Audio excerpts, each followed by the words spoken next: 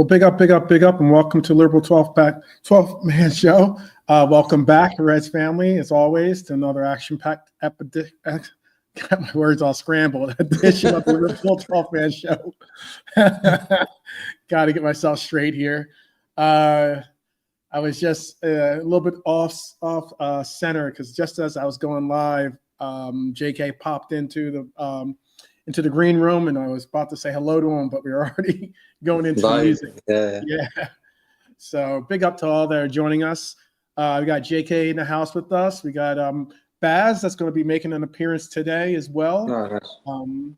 Yeah, unfortunately, I've invited him a couple of times, but I think sending it to the wrong phone number or address or something like that. Well, so I can send it in. Oh no, I got in touch with him. Okay, sorted. Yes. So we'll be good to go whenever he's ready to go. He'll definitely get himself seated in the green chair, get all gussied up, and then join us live out here so we can talk to the people. This one's gonna be a fun one. I know that I had spoken on doing more of a. We're gonna work on a thumbnail and everything for doing more of a Newcastle United focused show, but it is Tuesday, so that means transfer tea. It means that we get to talk about a lot of the different stuff that is going on around not only our side of the wood or our neck of the woods, but also seeing some of the things that are going on certainly with some of our contenders and rivals. And then also with it might be just also some general teams in the Premier League and how they might be trying to make some noise. I would also like for you to do a big solid for all of us. Big up Marc, big up to Cedric, by the way. Oh, and that would be to click the like button on the door on the way in. That's the doorbell, or that's the old key to your seat on the Liverbird here as we fly high above some of these crazy stories and news that I'm going to be getting into because we're only 4 days away from the opener basically at Anfield against Bournemouth, and let's be honest, this isn't some low pressure curtain raiser. I mean, it's a big time thing. We're returning as champions of the Premier League. That's a huge thing. The Premier League doesn't give you a betting in period anymore, really. Dropped points early often mean that you could be out of the race that soon. So you can find yourself chasing shadows, was what it seems like if you fall behind early, and we don't want to see that happen. So we have a side that is certainly going to contend for this championship. A side that will continue into Anfield, thinking they can spoil our hopes of doing so in Bournemouth, but. Today's show, we're going to cover everything that matters. We're going to cover who fits, who's not, and what Arne Slot has to work with. I have a little op-ed piece that I'm starting to put op-eds onto my Twitter account. So I have a little op-ed that I'm going to include here, making it kind of like 60 minutes or something like that. I guess if you know what that is. I'll give you my thoughts on why this summer spending is only half the battle. I'm going to also give you the top priorities as to who we absolutely must get right in these final few weeks of the window, the truth behind the Isak Saga and why Newcastle are playing with fire, in my opinion, and how we're going to rebuild our defensive wall with possibly Guehi and Leoni. And of course, we'll keep one eye on our rivals, what they're doing, because trust me, they are not standing still. Someone else that's not standing still, and that is Baz. Big up, Baz, for joining us. How are you? Yeah. Big up, 12. Big up everybody else. Hope everyone's good. I'm good. Good to hear. Yeah. I was just telling everyone, or telling JK especially, that I was like, I've messaged you a couple of times, but I think I've been doing messaging to your other account. So that's probably why. Because as soon as I messaged you on this one, you answered immediately. Usually you at least, say, oh, I can do it or I can't do it. And Yeah. I'm like, I wonder what's going on. I was getting worried for a second there. This the one that you messaged me on. That's the one. Yeah, the other one's been dead for a little while, so you're definitely not going to get any message. Okay. Reply from that. Makes sense now. Makes sense. Okay. My feelings aren't as hurt as they were before. Maybe. No, you're dying. Well, let's buckle up, Reds, because the Live Bird's taking off. Let's kick off things with the reality check, I guess. Our injury status and availability list heading into Bournemouth is something that we have to always and certainly keep an eye on. This is the stuff that really impacts how our slot machine will set up the team, because no matter how good your transfer window looks on paper, it's who's available. It's like, to start. That's the most important thing.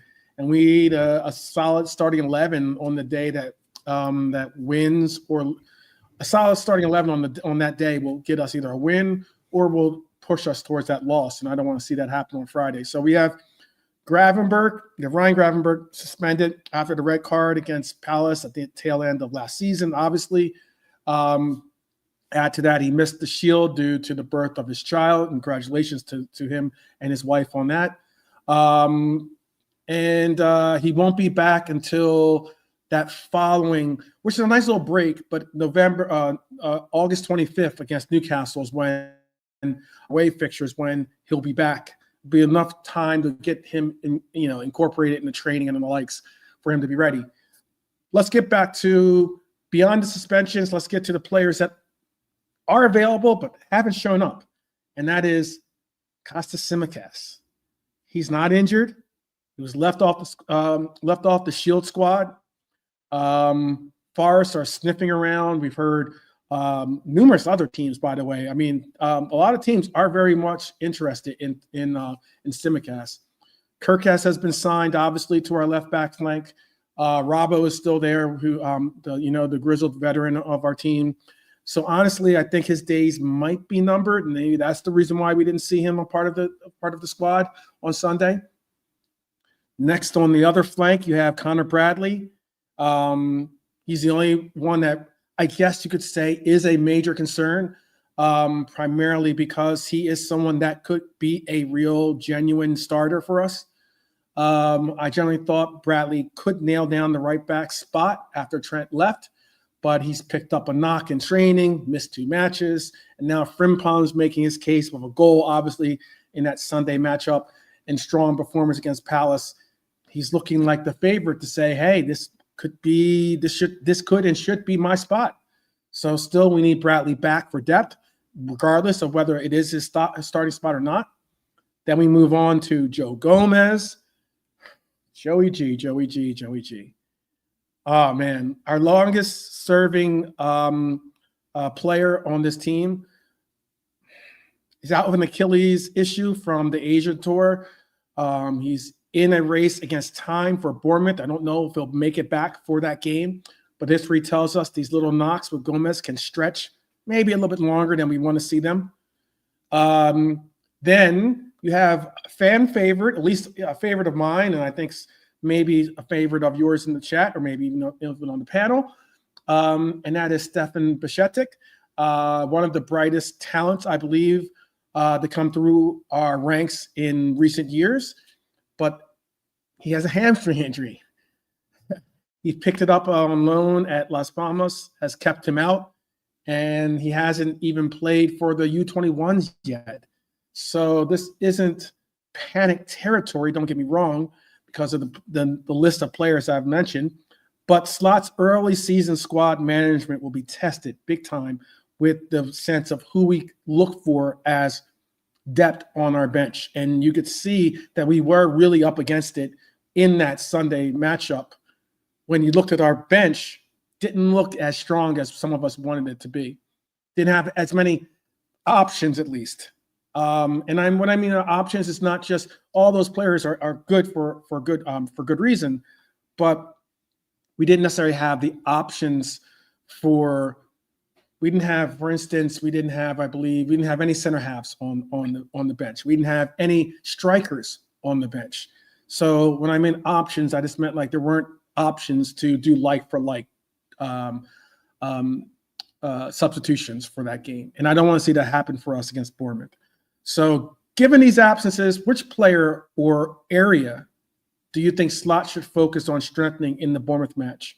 And tell us why. I'll ask that first to JK, and then I'll ask that to Baz. When you look at our window, it's been good. But for me, when you look at it, like we're 2 days away from the first game of the season, I think we're realistically lacking 5 players because of the way we've let players leave. The players who have left, Kwanzaa, Trent, Darwin, Diaz, big names of the squad, you know? Yeah. Hence why, for me, centre-back is first priority for me. For me, Isak is like a word signing. Us getting Ekatike in. If we didn't get Ekatike in, I'll be even a bit more wound up because we ain't got no one up top after selling Darwin. So for me, it'd be centre-back first and then Isak. And then anything else is a bonus because I still believe we need a DM and a winger. Yeah. You know, if we get 2 centre-backs in, sorted, that's just at the back sorted for a good season. An extra striker, that's cool as well because we're missing a lot of players from up top. We had 6 last season. We've only got 3 now. That's including Chiesa. Yeah. A lot of those players have been on the either replaced or not replaced, but have left the team. And obviously with Jota's unfortunate tragedy, we are definitely missing some very important parts to our front line. What is your opinion, Baz? What is the we've got the absences I just mentioned are none of them I would say are the number one choice, possibly minus maybe Bradley on that list. None of them are contending for first team choice. Maybe substitute, maybe as a substitute, but not as a first team choice, other than Bradley. But what is your main concern from our absences? And obviously Gravenberch's a suspension, so he will be back. Yeah, I'm in 2 minds about it, really. I mean, these players are injured, but we still have strength. Maybe not strength in depth. Like we could always improve on strength in depth. You know what I mean? So yeah, I mean, I'm not deeply concerned about the players that are injured because Bradley's got that in him. To be fair, I did say this like last season. Like Bradley's a great defender, but he is someone that's full-blooded. He will go into tackles. He will pick himself up. He will get little knocks and stuff like that because of the type of player he is. But yeah, I mean, like when he's back, you know what I mean? And with Frimpong there as well. And by the way, Frimpong's like, staked his claim really well over the preseason. I think he's a breath of fresh air, considering we lost, someone that was vitally important for us on that side.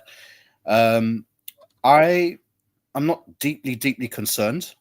Obviously, I want to make sure we do have a good squad, a great squad going forward to retain our title and go, win the Champions League. However, I'm not deeply concerned in terms of squad depth. And I'm pretty sure the way Liverpool have spent and invested in the team, they've got the right people in that are going to, look at players to bring in or improve the squad.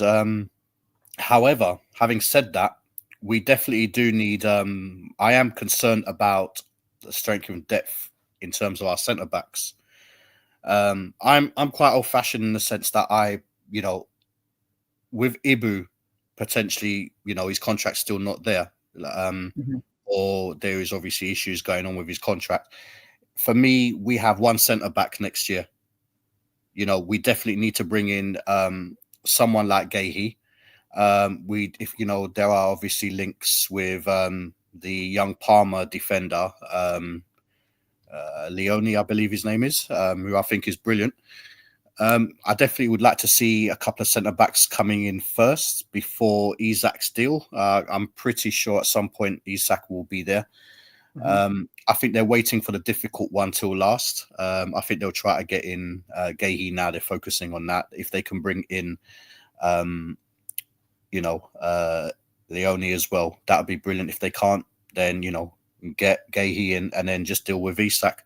But definitely centre backs are the for me. We need to bring in centre backs, and if we're cheeky enough, perhaps go and maybe put the icing on a cake and look at a left winger, because right now, Gakpo, I don't have a problem with Gakpo, but obviously, people have their opinions, like, those two were challenging each other. Oh, yeah. Now, obviously, only one's here now, innit? So obviously Diaz has go away, so that's Gakpo. And obviously in the charity shield, we didn't play Rio, so I'm a bit, baffed as to what's going on there. Yeah. We're going to get into a little bit more of that as well. I asked the chat to include some of their thoughts, because I saw, obviously, depth has become a real question for some. I know for a lot of us, we were very happy with what's going on with the transfer market, in the sense of bringing in some big names and filling and refortifying some positions. But yet, we have been unloading some players off of the roster sheet as well, and some players that have actually contributed very well for us in the past and been very important parts of our success. So I did see that Mukama said that he thinks our squad, that he believes this way, said, we have lost the squad. Our squad is worse than it was last season. I've seen that comment, actually, not only from him, but I've seen that comment by others as well. That's why I asked him to elaborate, just so we can get a good idea as to why he thinks that way. And he went on to go and say, we have no players. Salah has AFCON. Cody has an injury in him. Ekitike is new. He needs time. And Rio is just a kid. I agree with I was just going to add that Trudon also doesn't, I think, thinks the same. And he said, as it stands, the depth is worse. We get Leoni, Guehi, and Isak. It's better, certainly. Ideally, Barcola, too, as we need a winger. That's a lot. That's like, if we were to get all those players, Leoni, Guehi, Isak, and Barcola, I think then I don't know about our net spend, but certainly our net spend probably would be about 200 million then, because I believe that would push us closer to 400 million spent. Yeah, it'll probably be a bit more than that. But we do need a winger, of course. Do we need a striker? Not really, if you think we've got Ekitike in. Mm-hmm. But getting Isak in is a no-brainer for me. He's just class, The fee's going to be crazy for that guy. And I don't want that lad to come into the season. I was just thinking about this today, exactly. Imagine what he's been going through for the last few weeks. Headache. He's like, I want to move. And he's getting a bit of a guilty conscience because of the Newcastle fans online and this, that, and the other. So is he going to be mentally ready to start a season with us, bro, if he signs tomorrow? So I don't want this. Yeah, I don't want this. Could you imagine if Isak signed with us? Basically his first game with us. Most likely, if he signed with us, he possibly wouldn't be featured in this Bournemouth game. Be the best way to introduce him, certainly, but he possibly wouldn't be featured in this Bournemouth game. Can I just add, his first game would be against Newcastle. I imagine he goes and scores 3 up there. Listen,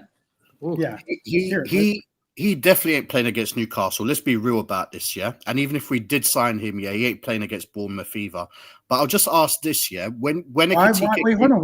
Why don't you think he'll be playing against Newcastle? Because Newcastle's 20 to 25th. That's like You know, Yeah, that's he won't be easy match to fit. play. He definitely won't be match fit. And obviously, what we're playing at Anfield or we're playing at Newcastle? We're playing at Newcastle. Yeah. Do you really think Liverpool are going to throw him straight in the frying pan like that? The way he's carrying on right now.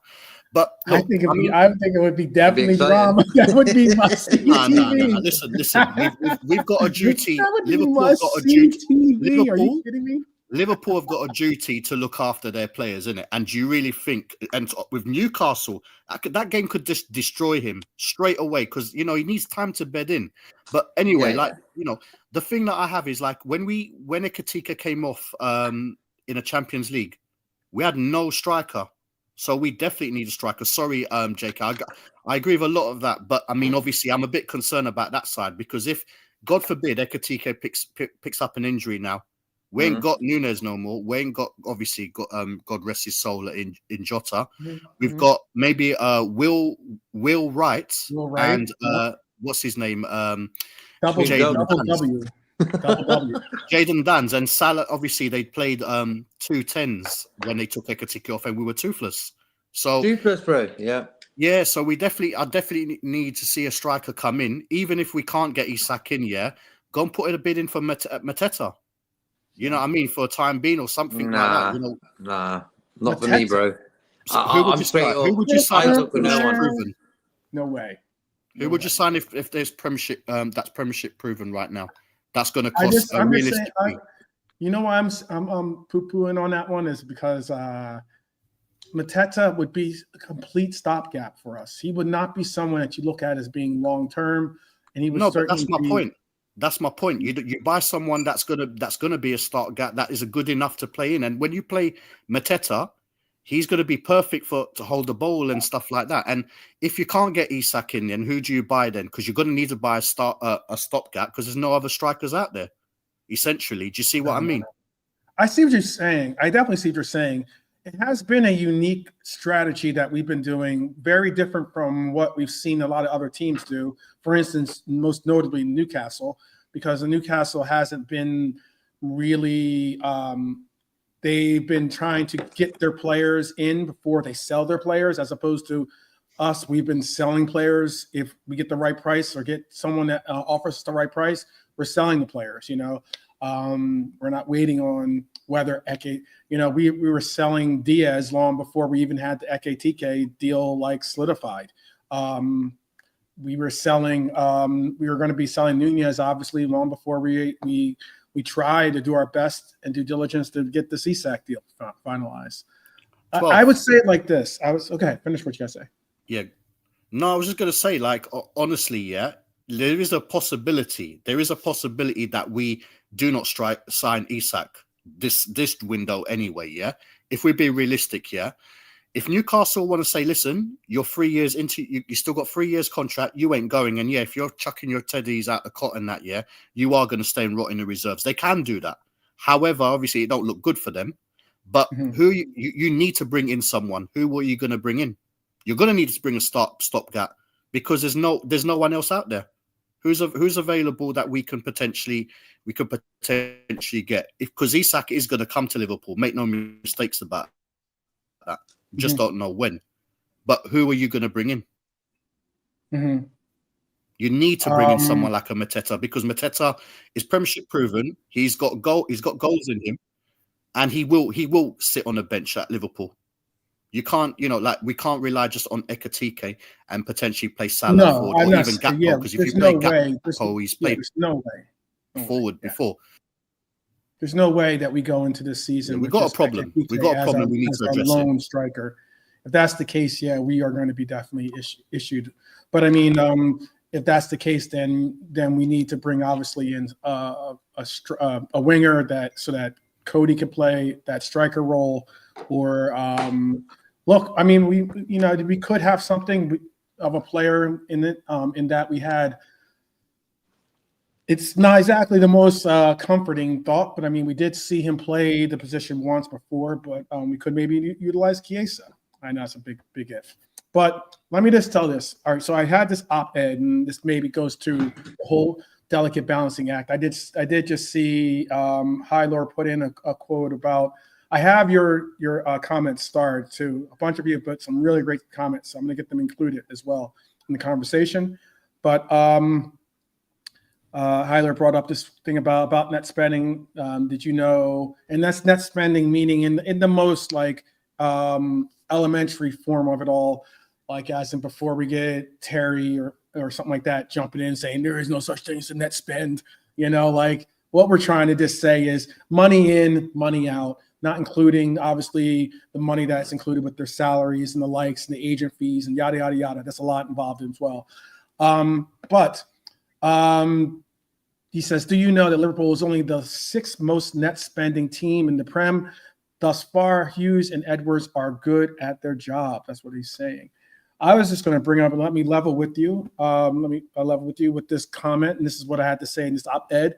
And that was spending $300 million in a window doesn't guarantee dominance. Let's keep it real.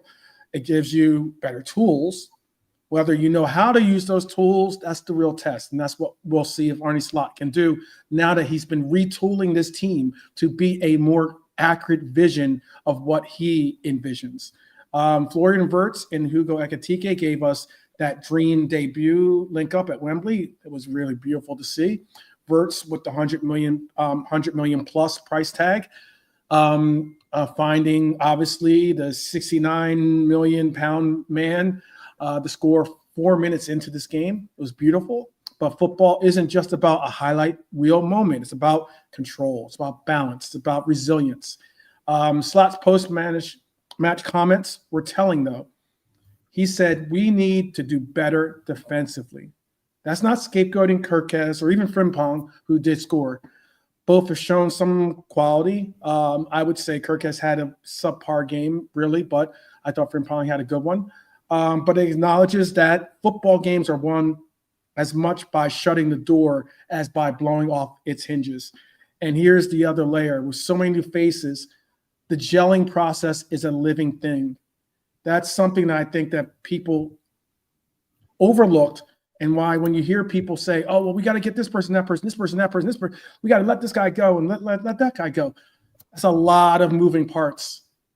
A lot of moving parts to have and be able to get them to gel with each other. And you can't just plug players in like it's like they're the FIFA ultimate team cards or something like that and expect instant chemistry. You have to allow for them to get to know each other, get to know the system, get to understand what the coach is going to be looking for and from them. That's why the balancing act Slot faces right now is as important as many as many of the transfers are that we are making in this window. So I think Baz is going to be back with us in a second. Let me make sure. Yeah, he's gonna something's going on with his laptop, so he'll be right back. But I'll ask this to JK, and then I'm gonna bring in your comments to the people. So if you still have more to say, definitely put it in there. Would you rather Slot keep experimenting with his new signings in the starting 11 right away? Or should we look for him to just lock in a stable core for early season results and just run with that, and then eventually start to tinker with it as we can get those other players involved into the scheme? Well, if we have kept all our players and we added these guys, then it's a different story. But what it is, Ekitike has to play up top. There's no one else. So that's that one. Same as Frimpong. Bradley injured. He has to play. Kostas, yeah, that's it. You could play Robertson if you wanted to, you know. So that's one position. And the Wirtz one, for me, our most expensive signing ever, he has to start. So new signings for me, no problem, bro. Okay. Because they're all top players anyway. Yeah, that they are. They are. It is a matter of gelling, though, I think is the most important part of that equation, I guess. Well, when you look at the game on Sunday, the way Ekitike and Wirtz were sort of combining, and that's for me the most important connection in the team, them two, because he's going to play as a 10, and I want him to be on the level, you know what I mean, with the striker, and they actually show glimpses of quality The goal they scored, the first one we scored, beautiful. Pass, give, pass, goal. You know, so. But I was just going to contend that I agree. The fact that we saw like a real nice flow of work with our new additions. Cody Hakpo was basically like ghost in this game in that game.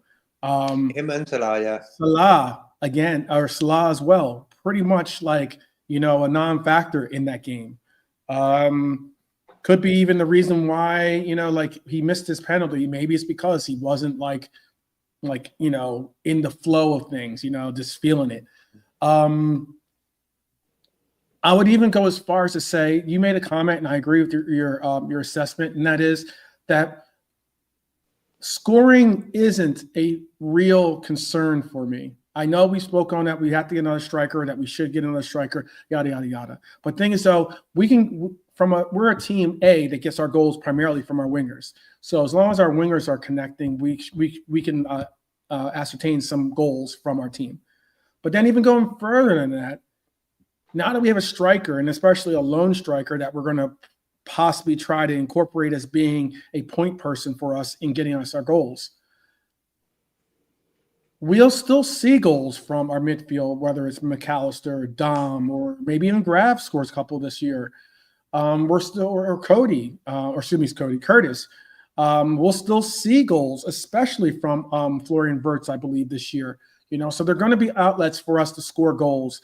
And it's not just like we're solely stuck on, if like a Nottingham Forest team, which is if Chris Wood doesn't score, then pretty much you're screwed, type situation.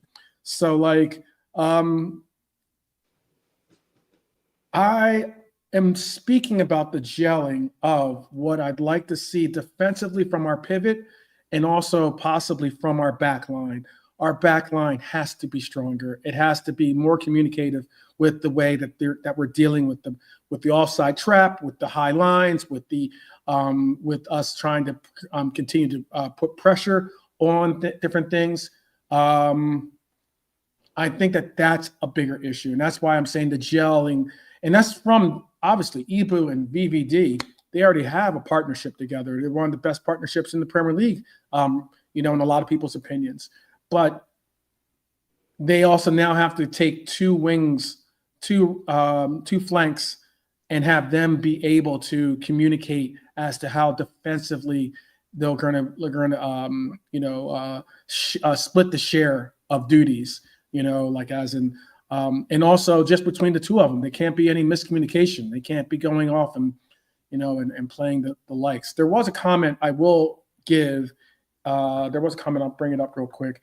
Hyler put this one in. He said Roger Van Dijk had to stay in bed for 5 days in the week before the match against Crystal Palace. He was very ill. He had missed games previously to that. Him even playing says a lot about our current defensive options. BVD looked like a ghost on the pitch. I think that he definitely looked very, very sluggish, and especially in that heat that we saw for the game. It was a hot one on Sunday, and thus the water breaks, and thus the reason why if you're getting back, or if you're having a bout of the flu or whatever it was that's bringing you down, I'm sure it's not easy to step out into some hot and humid temperatures in London. Let me break down where I see it as. Since you're speaking on gelling, let me break down what I see as my top quad priorities. Maybe some people pick up on that words, also my wordplay. But all right, let's talk priorities. The window's still open. We've already spent big, but there are still a few absolutely crucial points we have to nail down. Priority one. Tell me what you feel about this in the chat. I saw some of you already mentioning and talking about this particular player already. Priority one. Federico Chiesa. He's reportedly staying. That's what I just said. He's reported like as he was supposed to be out the door. You had some content creators and pundits saying it's a guarantee. Oh, he's staying behind because he's leaving. Blah blah blah blah blah. But it's reportedly saying now that he's going to stay after direct talks with Slot and his agent. But here's the thing: if he's staying, use him. We've sold Nunez. We've sold Diaz. Use him. Depth obviously matters. In a game, if you can't use a player in a glorified preseason matchup just to see what you can get out of the player, that doesn't really scream that you're trying to stay with this player. Guehi hasn't been a regular in preseason player. I don't know how that will constitute to being someone that you're going to see be a season player, because that either matters. That either means Slot isn't convinced or he's saving him for some reason. Either way, clarity is needed. Priority 2. And I only have 4 points, so I'll be as quick as possible with them. Priority 2. Defense, and did I say defense? 1 clean sheet in preseason. That's all we've had. 1 clean sheet all preseason. That's it. Guehi is available. Let's go get him. Palace want to cash in. I'm not willing to spend $50 million, but there has to be some number that moves that needle. Because we're trying to get him for under $40 million. I think that's more likely, and that is certainly something that we need to. I see you, Dustin. Add Leoni as one for the future. And you at least start to address the depth that we need at center half. Because we cannot go into this season resting our laurels on Joey G remaining fit all season. Love Joey G. I hope that he can stay fit all season, certainly, but I am not going to make that wager at all. Priority 3, the Isak saga. I was going to do my op-ed on how Newcastle are looking more like pretenders than contenders for the Big Six, but I'm going to leave that for another day. Because we're at the point where this either gets done or let's just walk away and focus on someone else. I know Isak wants Liverpool. Newcastle know he wants Liverpool. And yet they're playing chicken with the clock while having no replacements lined up for themselves. Having a player that's disgruntled and doesn't want to play for your team in your locker room. It's poor planning on their part, but we can't let their mess derail our striker plan. We have to have another option. Priority 4, and this is my last one, the Wissa domino. If Newcastle get Wissa, it could open the door for them to finally release Isak. But now we're hearing, because Newcastle is on again, off again, figuring out 94 different candidates and all getting turned down by all 94. Saudi interest could ruin that deal because it's messy. And let's be honest, Wissa wouldn't be against moving to Saudi Arabia to get a nice little chunk of change. He's a little bit of an older player, and Wissa is a player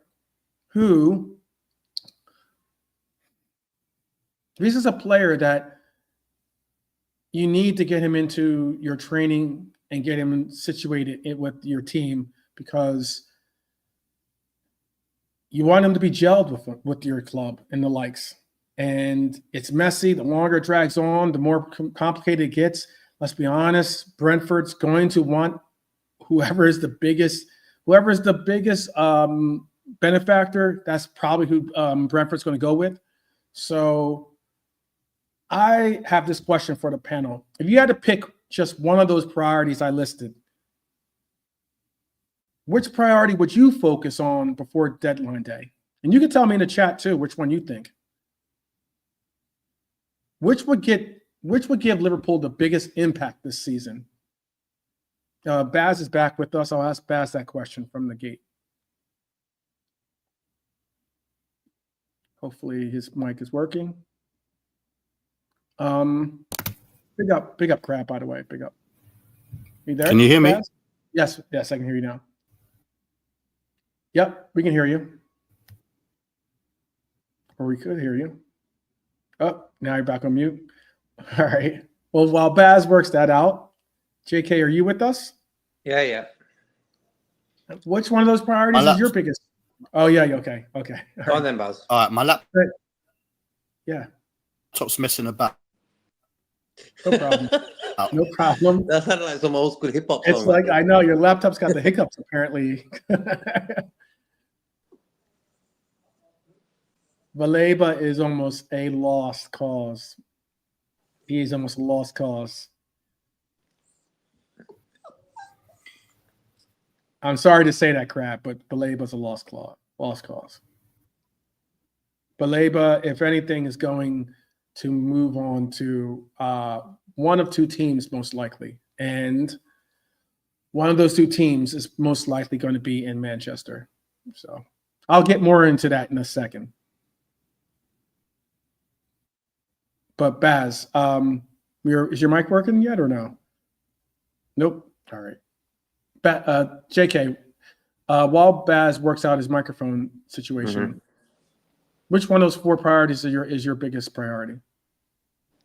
Centre backs for me. Okay. The defense. Defense, yeah. 100%. We're always going to score. I always say that. We're going to score. Defending, not great at the moment. Mm-hmm. Okay. In the chat, what you think is which one of those? I said four of them. I think Chiesa is more. I don't know why our coach keeps playing with Chiesa's emotions. I have no idea. You know what I mean? What's he done to him wrong? I know. I'm like, what has Chiesa done? Like, who and how did Chiesa hurt you? But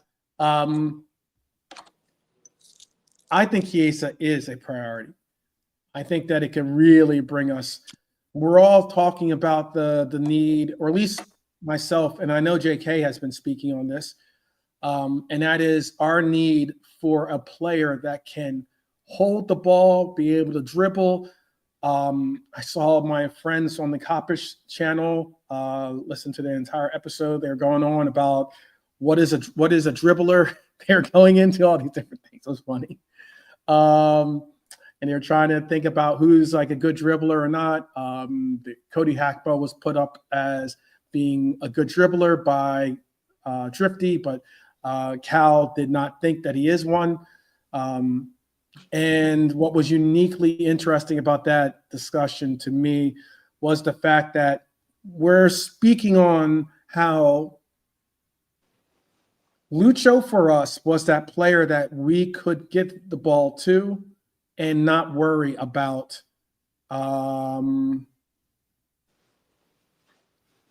without worrying about him, like, not being able to control the ball, but being able to maybe create on his own by his own dribbling or own techniques. We don't have many players that are like that on our team currently. It's why I was hoping to see either Chiesa or even Rio get chosen to enter the game late in that game against Crystal Palace to maybe open them up a little bit to the point to so that the individual creativity of our wingers could possibly open up some channels, if not create something for themselves. But I think Chiesa has that.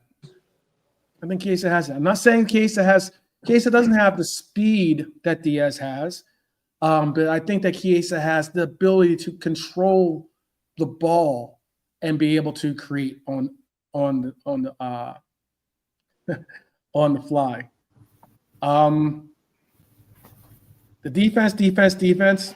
We just spoke on it. That was JK's choice. The Isak Saga.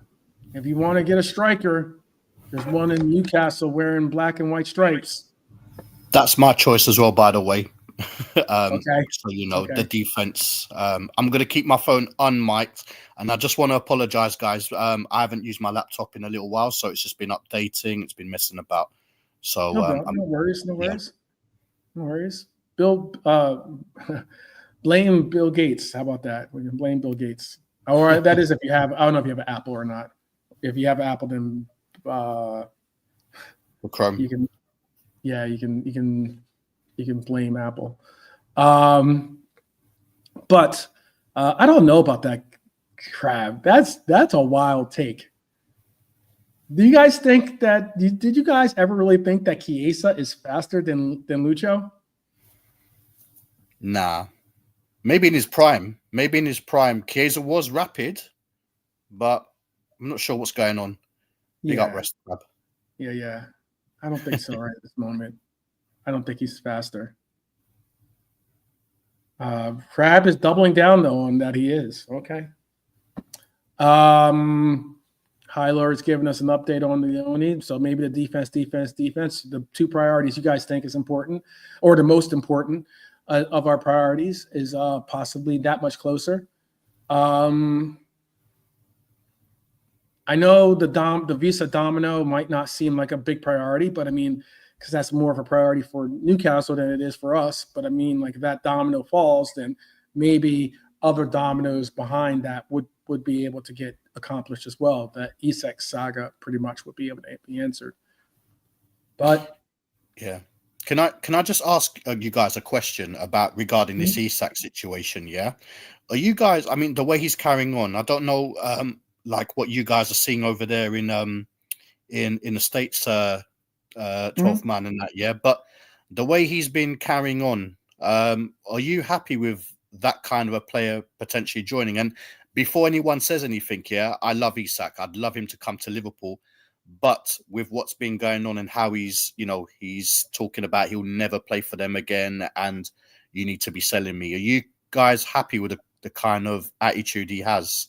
Because that's a little bit concerning for me.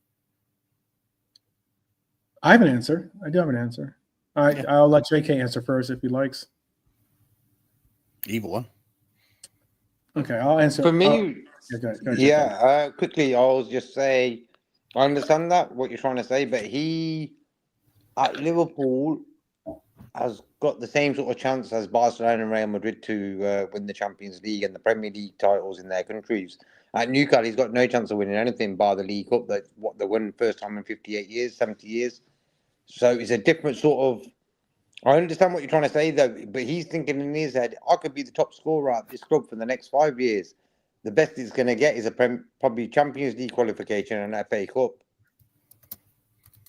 And that's why, for me, the Coutinho one was a little bit worse because he was with a good team in Liverpool and he still decided to go, But with Isak, you can't stay at a club. Look at Harry Kane, for example. 5 years too long at Tottenham. He would probably win much, much more if he left earlier, you know what I mean?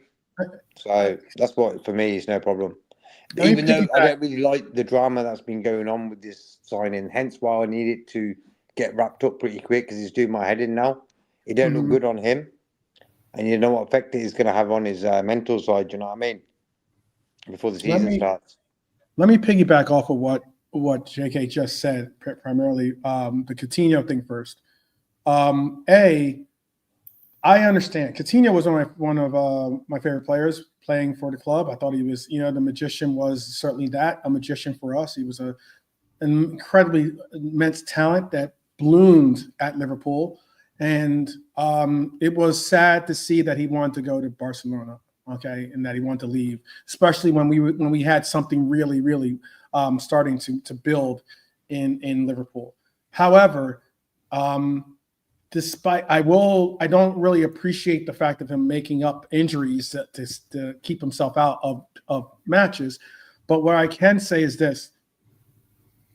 Without his departure, we possibly don't have two of the biggest players in our Premier League history being a part of our club.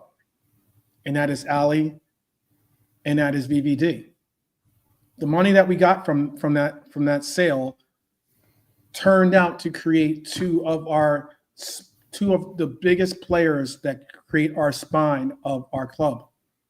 I think that's where Newcastle is starting to really, really not have any true vision. And maybe it's because they're recognizing the fact that not many players are looking to make Newcastle a destination. You want 150 million pounds for your players.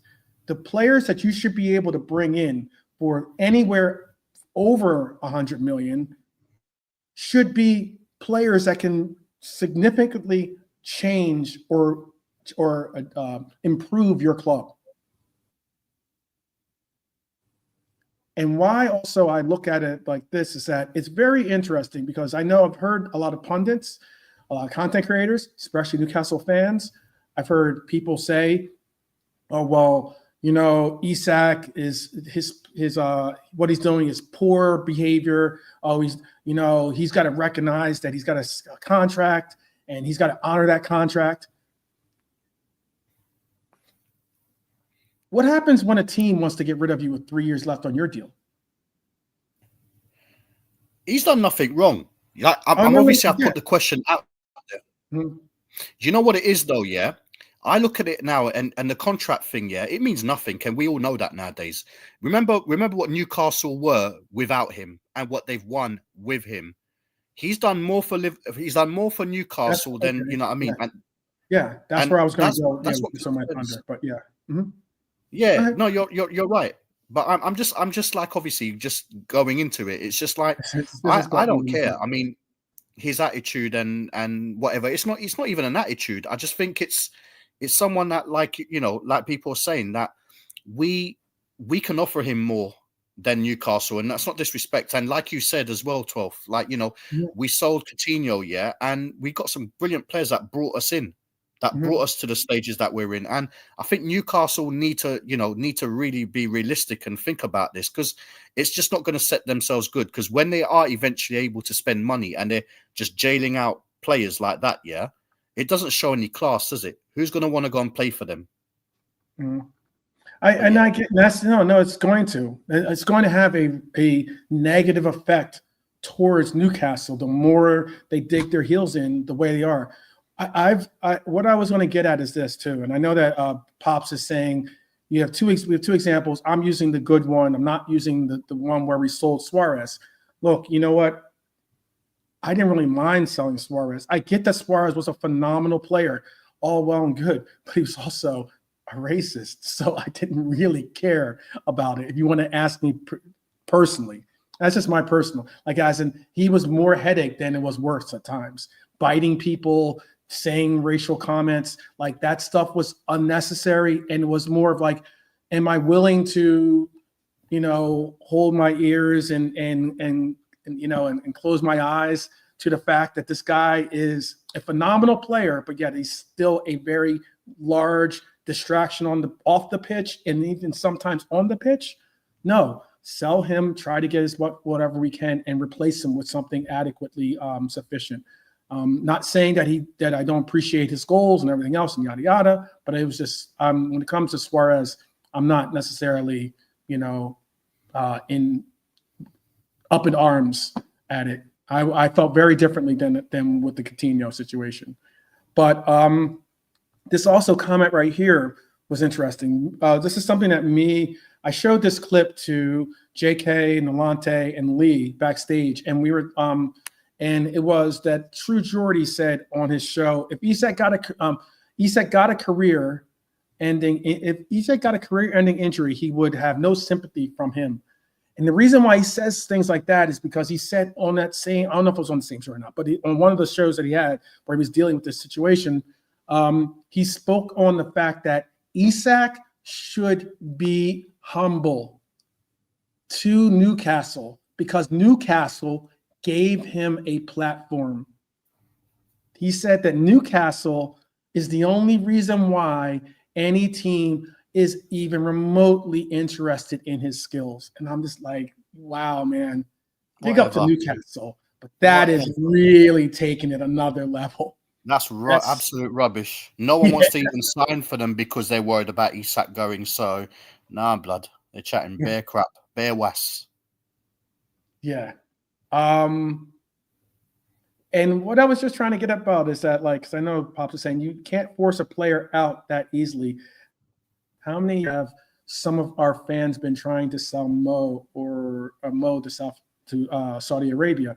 I don't know what you mean. You can't force a player out that easily.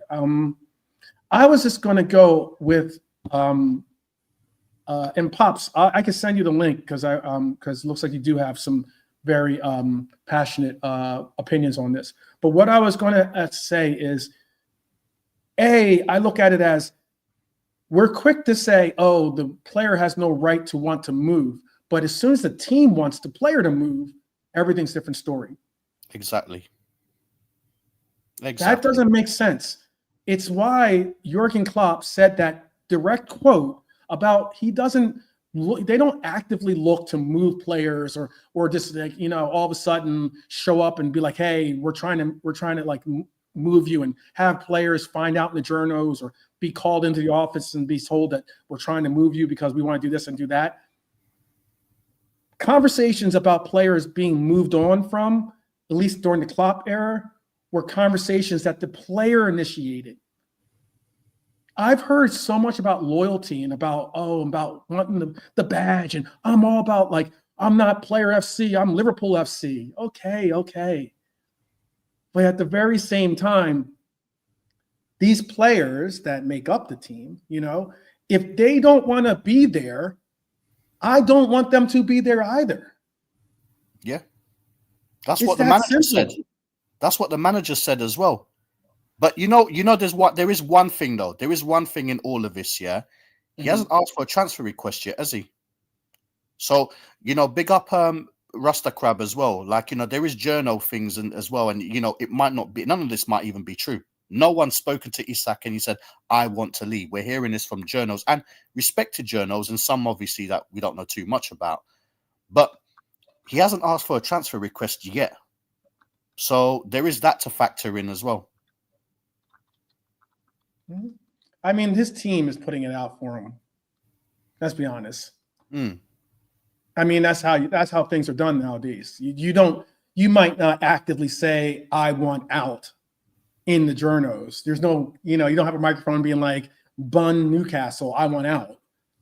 But you'll have you'll have everything like your, like Trent Alexander's brother, doing what he does, behind the scenes, setting up, making sure that he greases the wheels so that you can get the move that you're looking to do. I just think that, like, a lot of the ways that things are going on. Okay, cool, Pops. Pops is going to get his work done, and then we might have a special appearance by none other than Bajan Pops. Crab, you're welcome to come on too. Join the show as well. A little Bajan Reds raid or something. But there's so many features in that equation that are very interesting. People are always so quick to be like, bun the player. Like, they want loyalty from these players, right? But yet, if they have an off year or they have something of a bad year, or even if they have a good year, sometimes and these players want a bigger contract or want to be compensated for their talents and skills and talents, all of a sudden it's, bun that. Bun the players. They should be grateful as well, 12, because when you think about it, yeah, he's got them the success. He's got them to the Champions League last season, yeah. Exactly. He won them their cup. The only goal against us as well. People should be saying, we've had to do it over the years when we've lost some of our great players. Do you know what? Good luck to him. Good luck to him. And you know what? They're getting paid handsomely as well. That's another thing. When we lost Trent, yes, people would argue and call him trait and rah, yeah. All right, we got 8 million or whatever it was for him, yeah. But you know what? they're getting good money. They actually, some of these Big fans, money. and I don't, yeah, they're getting money, and you know, sometimes, all right. I mean, it's not disrespect, it's because some Newcastle fans and some other, obviously, fans from other clubs as well, even some of ours to a point, you know, these are not educated fans. What they don't realize, this is the best. They need to be loving that crest, that badge. That badge is getting them potentially 130 odd million. Plus, you know, it'll relax their PSR issues as well, and they can build a team. Just follow Liverpool's example. You know what I mean? We sold big, you know, we sold big with Coutinho. You know, we sold big when, you know, Suarez and stuff like that. You know, we sold big players, and they, when they lost Alan Shearer, they thought they'll probably never replace him. He's got a good record, just like Alan Shearer over there. I think he's got some good stats there. And you know what? Players come, players go. He wants to go and, you know, win bigger titles and bigger things. You know what? Just wish him luck. Go and spend like the money on flipping, you know, the two that they're linked with at the moment, Wissa and Jackson. And you know what? These guys might fit the system. They've got a team. Do you know how much they want for? Do you know how much they're asking apparently for? About 80 million. About 80 million, roughly. It is a bit of money, exactly. But you know something? If they need, they're going on like, oh, we can't sell new Isak because no one wants to come and join us or whatever. They're players that are telling them, you know, I'll play, I'll join you guys. Pay them the bloody money. Let the boy, let the man go in Isak, yeah, and everyone's happy. We move on. Simple as. Yeah, I can't emphasize it enough. It's just if it hadn't been reported that he spoke to Newcastle, not this summer but last summer, and informed them that he was looking to leave. Now that means that, okay, it's not like he said, oh, by January I'm out, you know, whatever. No, he informed them last summer he wants his intent that he wants to leave the club and move his talents elsewhere. That gives the club an entire year to figure out what the heck they want to do in bringing in a player. Whether it's utilizing their funds during the January window to bring in that player, maybe it was during that summer, okay? But the fact is, if that occurred, and they have that knowledge of that, okay? That means you had a whole year to prepare. And it's not like these rumors started just this past summer. They had been building all year long about how long have we heard Arsenal were going to try to go get Isak? Long before we were involved in trying to be in the mix. How many content creator episodes have you seen Arsenal talking about Isak? The point is, we got to this summer, and whether it was last summer or even this summer, the player still gave you the heads up to say he doesn't want to play for your team. If there was any player that played for Liverpool and they went through their camp individually or whatever, came out and it was being reported that they don't want to play for Liverpool anymore, peace. Exactly. There's no other conversation being made. Figure out a way to get him to wherever we need to get him to, and make the most of it and keep it moving. Because you don't want that in your locker room. You don't want that associated with your team. And if anything, like I said, you want someone that wants to be here, not someone that wants to use your team as a lily pad to jump to another team, or doesn't want to be there because they don't like your team, or maybe don't like the coach, or aren't happy with the playing time. Whatever the case might be, go someplace, be happy. Because we need happy participants on this club to create success, not disgruntled ones. They need to sort this out soon. You know, transfer window ends. You know, how long have we got? A couple of weeks. 3 weeks, 3 and a bit. Yeah. All right, 3 weeks. You know, a few weeks left. I think eventually they will do it. I think he will come to Liverpool.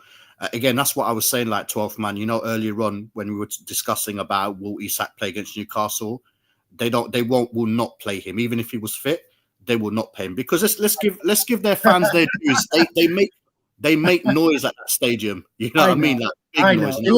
It would be probably the most distasteful environment for him to have to go to, especially being in his first game. It would be the most, you'd hear probably unfortunate chants that, go over the line, way over the line, and are probably bad. Does the transfer window finish before we play Newcastle, or is it after? No, it's after. It's in September is when it ends. It's after. So there is a September. So there is a potential that we sign him after. You Yeah. know what I mean? Yeah, it could be a day after, maybe something crazy like that. Yeah, maybe transfer window. Where everyone's just getting their last minute deals. So there's that to think about that as well. Well, there's still time. There's still time. And what's interesting too is that we're talking about Isak. Of course, again, it's like the 19th day in a row or something. But like we're still talking about Isak. But still, the thumbnail that was associated with this episode was building the Reds wall. Like as in, we all know a little something about building walls here on this side of the pond, unfortunately. But this is a good wall, okay, that we're trying to build. And this, for me, is the heartbeat of the rest of our transfer window. It's the defensive wall. We've linked with Guehi and Leoni for weeks. And crucially, we're not treating them as an either or situation. We want both. And that's something I think shows ambition and something that we need to do. Guehi gives you Premier League experience and leadership. I think he also gives Ibu a real run for that starting role, to be honest with you. And Leoni gives you raw potential for the next maybe 5, 6, 7 years. Kwanzaa's gone to Leverkusen, so our center back depth chart right now is Van Dijk, Konate, and Gomez. And then center, then midfield hybrids and the likes, like your Endos or your Gravenberchs. That's not enough for a 4 competition season. Palace know Guehi is in his last contract year. They don't want to lose him for free, but they also are playing the price game. That's the reality we're dealing with. If we want him, now is the time to act. And if we get him alongside Leoni, suddenly you've got your flexibility back, people. Or we now have we're now able to compete in all 4 competitions, and security in that back line is definitely assured by the players that we have, including Gomez being a part of it. We'd have 5 center halves, and have Endo as our 6th choice style, not necessarily our 3rd, if not 4th choice at times. So if we secure both Guehi and Leoni, does that instantly put our defense in the same bracket as Arsenal or Forest or City? Or do we still lack that extra fail-safe, in your opinion, even if we do get these 2 players? I'll ask that to Baz first, and then I'll ask JK. Look, it certainly improves us. You know what I mean? We're talking about like defensive struggles, not defensive struggles, but obviously, when you look at obviously the preseason, we've obviously conceded goals. Could be mistakes, could be just everyone getting used to each other. But we lost Konza as well. Let's factor that. And then obviously someone else in the chat, they said that obviously we replaced Matip. That's another point as well. However, this Palmer guy, Leoni, he's young, so he's going to be potentially like a new Kwanzaa, to be fair. Mm-hmm. Obviously, Premiership proven Guehi, who was immense as well for Crystal Palace on Sunday. Mm-hmm. This is going to improve us. It's going to improve us a lot, and I think we will be better off with those players in our team, for the season. as opposed to just, one or none and maybe a striker and that's it, or a winger. We definitely, we need to be realistic. We've only got 2 centre backs, and again, no disrespecting Gomez, but we just can't rely on him, like that. So I think it'll definitely improve us, and I think it will bring us to, it will give us strength, and it also will give the players like Ibrahim Konate, who is sometimes injury prone, or even Van Dijk, a break. They need breaks, these players. Van Dijk ain't getting any younger. None of the players are, but yes, I get what you're saying. Yeah. So we the poor guy's been playing since he's come here. Apart from his injury, his big injury, been playing, and being the best defender in the world on top of that. But inevitably, at some point, he needs a rest, and we just can't afford to give him a rest. And it's the same thing with Ibrahim Konate. And if Ibrahim Konate is planning on leaving, they will know about it already. Like Liverpool would have already known about it already. We're just getting what we get. But then it gives him an opportunity to learn the Liverpool way. And I think he, like I said, he's brilliant. And yes, please, I would want these 2. Okay. How about for you, JK? Spot on, because for me, we're in a situation now where it isn't looking great. And the names of centre-backs, when you really look at it, it isn't great. Centre-forwards, managers, centre-backs, the quality-wise have gone so downhill compared to the old days. Look at the Bournemouth defence. It's cost an arm and a leg. Why? They had one good season. All 4 of them or 3 of them. The one's gone to PSG today as well. And they cost an arm and a leg. So football, for me, quality-wise, has gone downhill. Guehi and the lad from Parma are what's out there, if you understand what I mean. They're good, but they're not costing us big money. If you put the fees together of them 2, you're talking about nearly 60 million, 70 million for the pair. That's all right, if you think about it. It's okay, considering what situation we're in right now, 2 days before the season starting. I'm taking that. Okay. I was just gonna say, I was typing it, but I'll just tell Roar. Big up to you, by the way, just in case. Nice, yeah. Everyone's saying. I can't agree with you guys anymore. I also think that there's only really 1 or 2 defensive center halves out there that I would be interested in going for. And the 2 center halves that I would be interested in going for are next to impossible in trying to coerce the team into allowing for us to transfer for them. There's one play for Inter Milan. Yeah. I know it is. I know you do. The other one, whereas the other one, and the other one plays in the Premier League, tell you the truth. So I mean, who's that then? Oh, I thought everyone. No, people should already know that I'm already trying to raid. I'm trying to get Liverpool to a level where even the Sakas and the Salibas look at the project and be like, "Nah, Arteta, I'm out.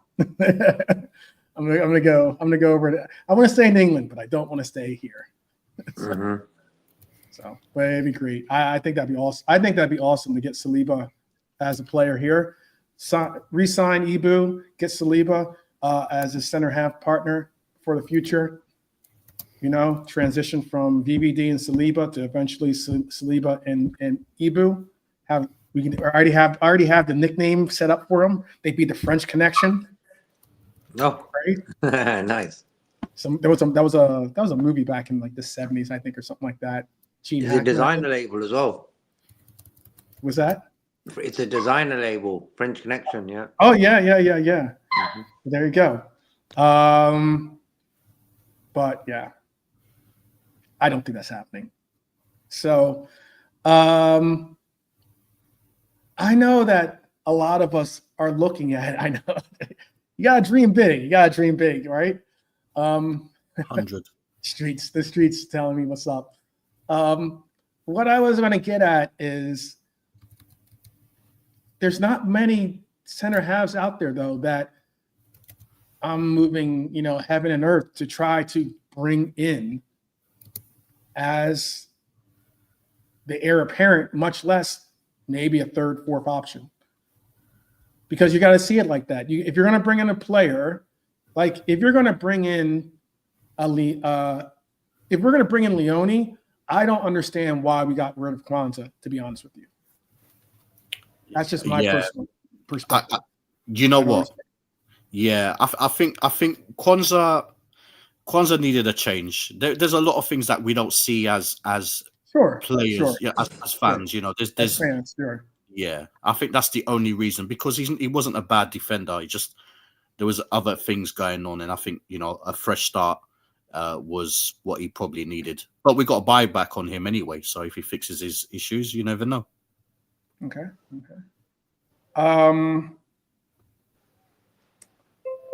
I also, though, think that our rivals are moving too. Okay. So while we're working on our own business, the rest of the top 6 are not sleeping, people. You have to be diligent and track the moves of every single rival. As they say, what's the saying? I know that JK could probably help me out with the saying, but you got to keep your friends close and your enemies closer. Okay. So you have to track the moves of every single rival, breathing down our back, breathing down our neck, if you want to put it that way. Because when you're champions, everyone is got their target on you. And right now, the rest of the top 6 are, I believe, improving and sharpening those weapons. I'm going to go through a couple of these teams for you, especially the ones that are part of Big 6. Arsenal and Spurs. This one is a fascinating one because they're tripping over each other for the same player at the moment. It looks like I reported yesterday, or I shouldn't say reported. I spoke on a report about Eze being agreeing to Arsenal terms and being someone that Arsenal were in lines of signing. But just today, Arsenal apparently risked losing out on Eze to the Spurs. And Spurs are moving fast after Maddison's injury. Eze's creativity in a Champions League side could be a nightmare for us to face twice a season. But Arsenal have been circling on him for months. Arteta sees him as a versatile number 10 that could play also wide. But here's the twist. They've hesitated to pull the trigger. The Spurs have swooped in hard after Maddison's injury and Son's departure. Spurs are already in talks for also Savinho from Manchester City. That'll be a good pickup for him as well. But Eze is the big statement signing they want. Palace, fresh off the FA Cup win, even, let's call it the truth, they beat their Community Shield victory over us, are in strong bargaining position. So they're saying 68 million or nothing. And even though the release clause expired, they're holding firm. Spurs pull this off, which is what it seems like they're going to do, in that the Spurs seem like they are more likely to spend 68 million to bring Eze in, as opposed to Arsenal, who, as I reported yesterday, I keep saying reported, but you know what I mean. They're looking at giving 55 million as their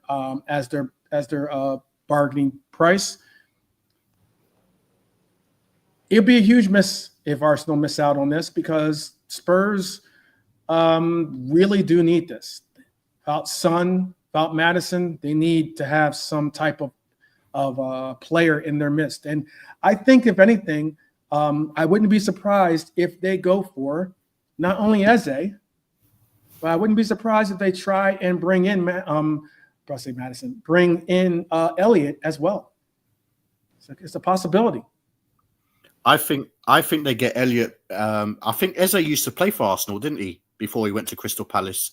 So I don't know if he might be thinking that he's got unfinished business there, or he would want something else with Tottenham. He can be the big man at Tottenham. I don't know what his priorities are. I think Elliott is better suited to Tottenham, and I don't know. I just get this feeling that Eze does go to Arsenal. I think he, at that time of his career. Neither do I. I mean, I don't hope not either. But I just look at it and think, a lot of these players, I don't know if he's an actual Arsenal fan. I don't know if he thinks, well, I've got unfinished business over there, or I've got a good chance to dislodge Martinelli because they can play on the left, or even play in the guards role. But money talks, innit? I mean, Tottenham, they missed out on Morgan Gibbs-White, so they are definitely looking. But yeah, Harvey Elliott will be brilliant for Spurs. I don't want to see Harvey Elliott leave, to be fair. I think, based on what our conversations earlier on in terms of strength, depth, he can still be important for Liverpool. But the only problem is he doesn't really play anywhere else but a 10, and I think we're okay for 10s at the minute. So yeah. That's very true. Very, very true.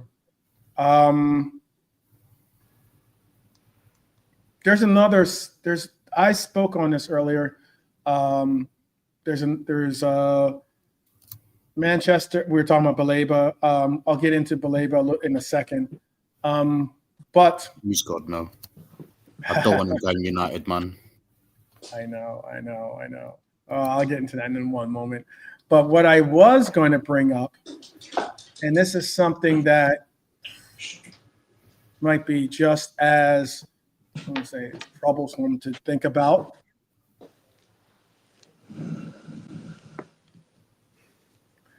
It makes me pause to even have to say this out loud, because this would be, this would be very, very difficult to deal with if this thing was to happen.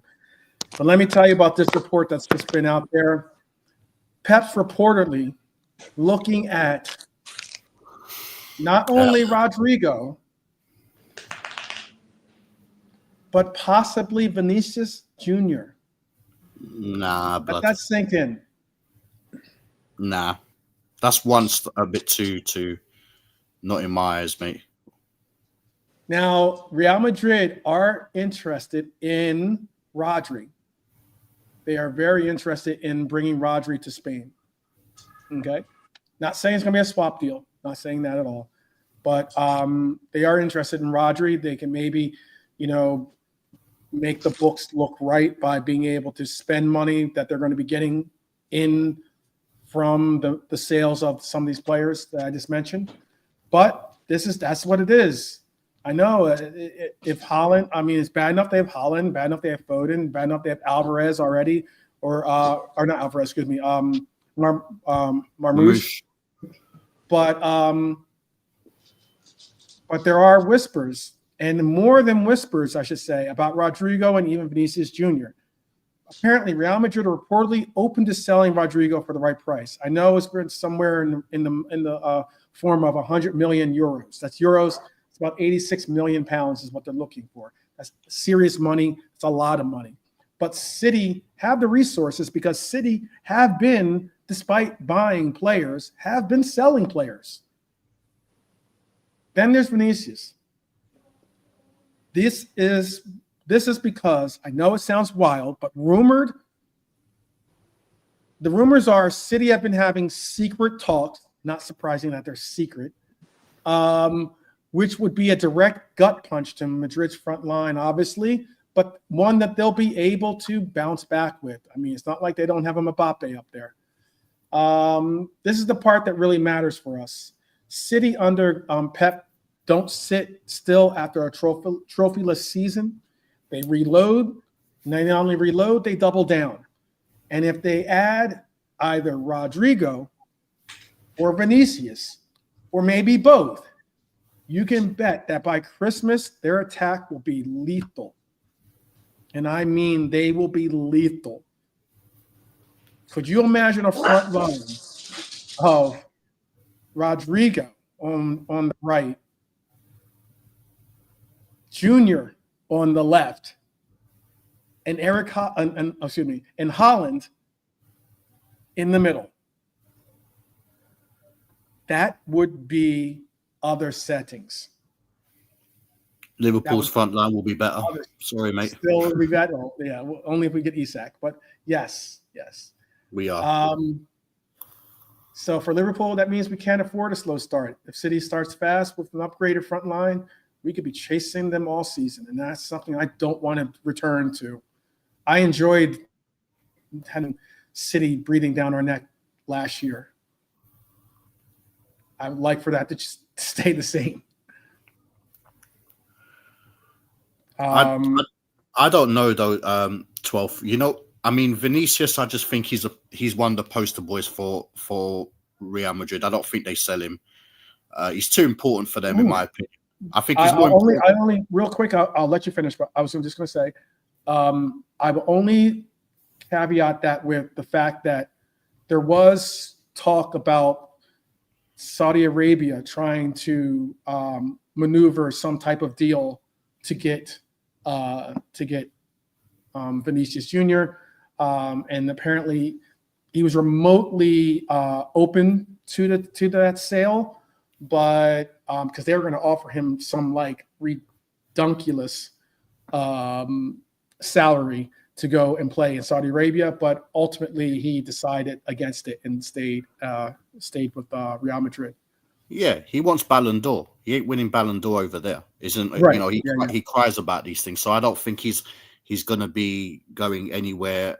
He's definitely not going Saudi Arabia for any money. Not right now, anyway. I just don't think he's their poster boy at Real Madrid. To be fair, and I think he's more valuable to them than Mbappe. And you'd probably think, what Mbappe scores goals, but he's one of those exciting players in it. And Rodrigo, I'm sorry, I don't know. Rodrigo's for me, yeah, he's not worth 500,000 a week. He's not worth 500,000 a week. To be fair, like if I know if he wants 500,000 a week, he's out of his mind. Well, that's what he's looking at. So, you know, I would rather have a Barcola or a Fofana than him. Because remember, he's also a bench player over there as well, and I don't think his career's been that great there. He's scored important goals. Don't get it twisted, yeah, but he's not a mainstay, and I don't know. There's just something about him that I'm pretty sure, you know, someone will prove me wrong, or he will prove me wrong. You know what I mean? But I don't know. He just doesn't excite. I thought he was asking for a lot less. I know he was asking for I thought what KJ was saying, like 200 to 250K. Or if not, maybe even 300K, but not 500,000. That's ridiculous. He's not. No, I saw something on again. This is based on line and quotes, and no one's ever going to tell you the truth in it. But I'm hearing that, you know, I think at Arsenal, who's looking at, you know, Arsenal were linked with him earlier on, and then they dropped out, obviously, when they bought Madueke. But you know, there was early on rumors that he was looking for 500,000. So maybe good luck. Either way, it's still going to be quite a lot. The only way he's getting 500,000 is if he's playing in Saudi Arabia or City. He's not 500,000 City. There's no way that City are going to pay Holland 500,000 and pay Rodrigo 500,000. There's no way. But they will probably pay him something like 350 or 400 or something like that. It would be less. Yeah, maybe that. It's still a lot, though. That's my point. Yeah, Marmouche is on just shy of 400,000 a week. He's on 395,000 a week, from what I saw, because I googled it. I seen an argument between a City fan and a rival. I can't remember who he was.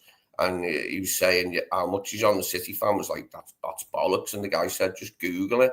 So I took his advice and Googled it. And that's what it said. Marmouche is on 395,000 a week. So it's a big wage bill, City, if they put Rodrigo on it at like a massive weekly wage. Like, it's going to be creaking, isn't it? Like, you're going to have to find somebody to offload.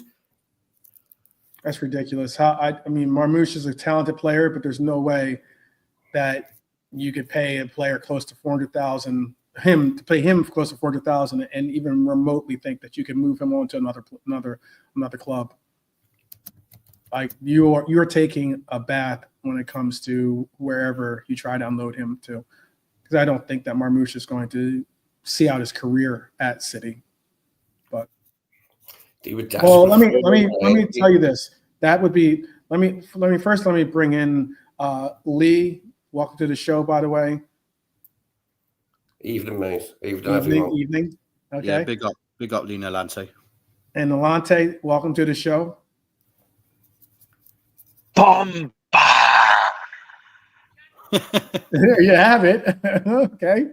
Okay. Oh my goodness. That would be something. And I still think that the Rodri to Real Madrid is still a possibility too, by the way.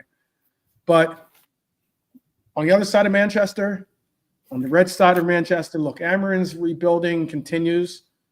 And most notably, this name popped out of nowhere. No one had him on their radar as being a possible player on the move. But all of a sudden, Baleba is a player that Manchester United are very highly interested in trying to have talks with to get a possible deal for.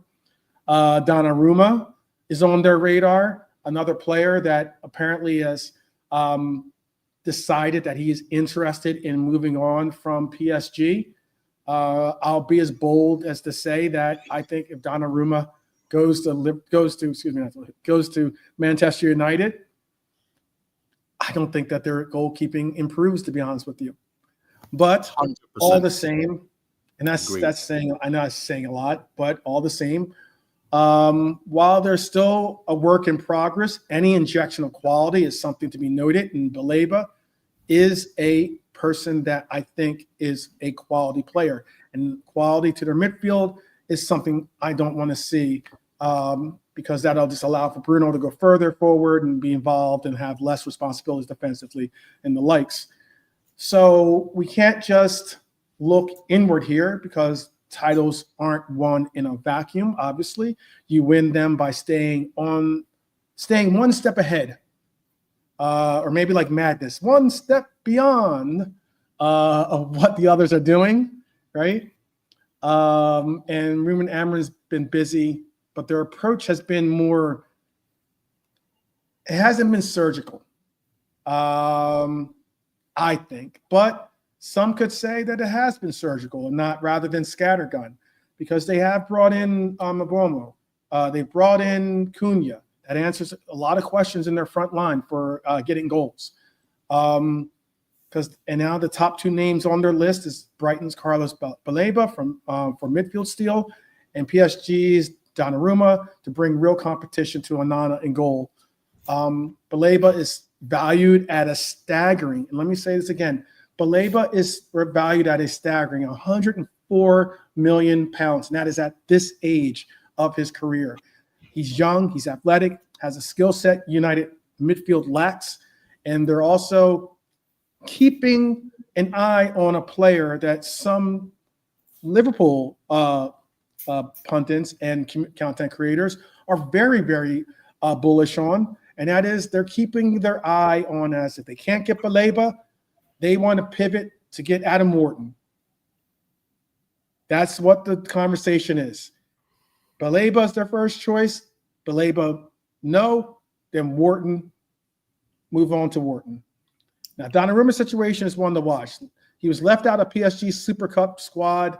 He's now more gettable than ever, I think. At 25, he could give United a goalkeeper that they could try to get a good 5-6 years out of.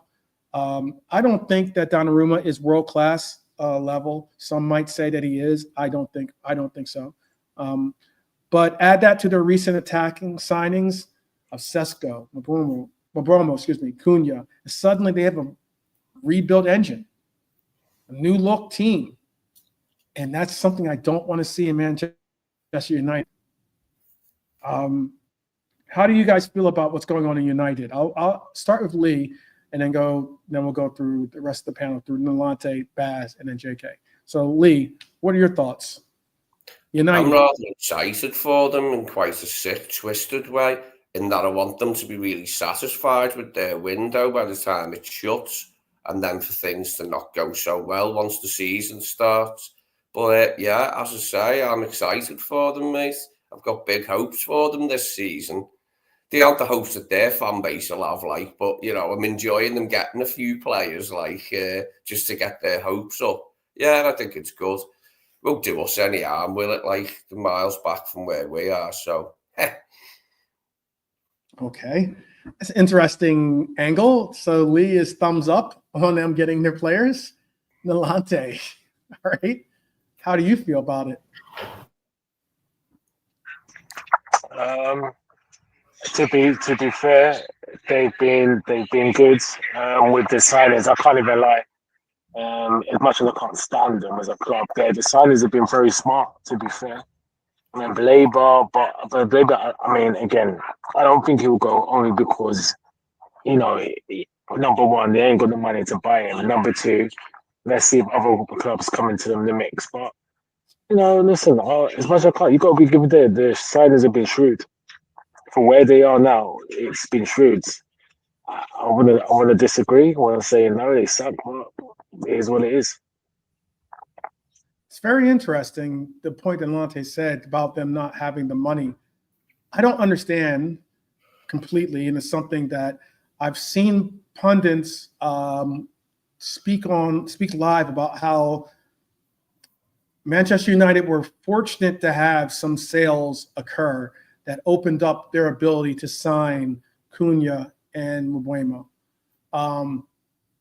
They still have some dead weight on their books, and they still have which is why it's an interesting perspective. Ineos and their main guy, going blank, he's a knight, right? In England. What's his name again? Oh, Sir Jim Ratcliffe. Radcliffe, right? Sir Ratty. Yeah. So he was the one that was screaming out loud and making sure that everyone knew that Manchester United's broke. He's the one that was, you know, firing lunch staff, like, you know, and telling Sir Alex Ferguson that doing the Donald Trump and telling him you're fired, you know. And now here we are talking about them going for £104 million an evaluated £104 million player. How does that make sense? Listen, that's not happening, man. It's not happening because Carlos Baleba is going to be a Liverpool player next season when we do look for that DM. He's buried for Liverpool. He ain't going to no idiot team like Manchester United. I don't mind Donna Kebab going over there though, because Donna Kebab has always been, you know, the guy. He left Italy, AC Milan, because he wanted money. It's similar problem with what's going on with PSG. He wants more money. So if he's going to go to Manchester United, it's because he wants money, and that's not any. You know, you don't want players like that. I don't want any player, you know, coming to my team because they want money. And I think, let's be real, only recently he's been performing, but I don't think he's been that impressive as a goalkeeper, to be fair. So I don't mind them getting him, but if they do, on the real, if they do get, you know, like Baleba, I'm concerned. I'm definitely concerned because that's a baller. I want that guy at my team, but obviously it's going to cost money, and, you know, let's see in it. And like you said, you know, these guys are sacking people because they can't afford lunch. You know, they're putting in flipping, you know what I mean, like machines in their canteen and stuff like that because they can't afford to pay their dinner ladies and stuff like that. So I don't know. It could just be like something that's just whatever. But in the players that they have brought in so far will improve them. But I just hope they don't get Baleba. Let him have Donna Kebab. I'm not bothered about him.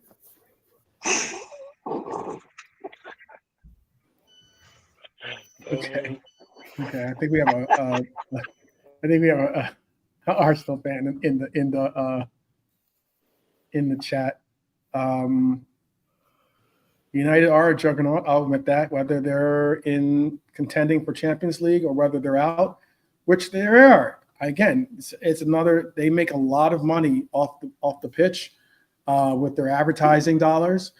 But it's interesting because this year they're going to have no champion. They have no form of Europe coming their way, and it's going to be a very interesting ride for them when they have players that are still on their books that are enormous anchors. I think Antony, Rashford, Sancho, those are all very high income players making very, very high wages, and are and were very, very high transfer price players.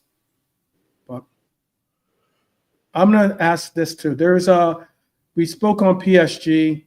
I guess let's not overlook PSG's moves as well, since even though they're not in the Premier League, because this player was a part of the Premier League that's moving on. And that's because while they're not in the Premier League, they're still shaping the market. They've just signed Zabrini. Yeah.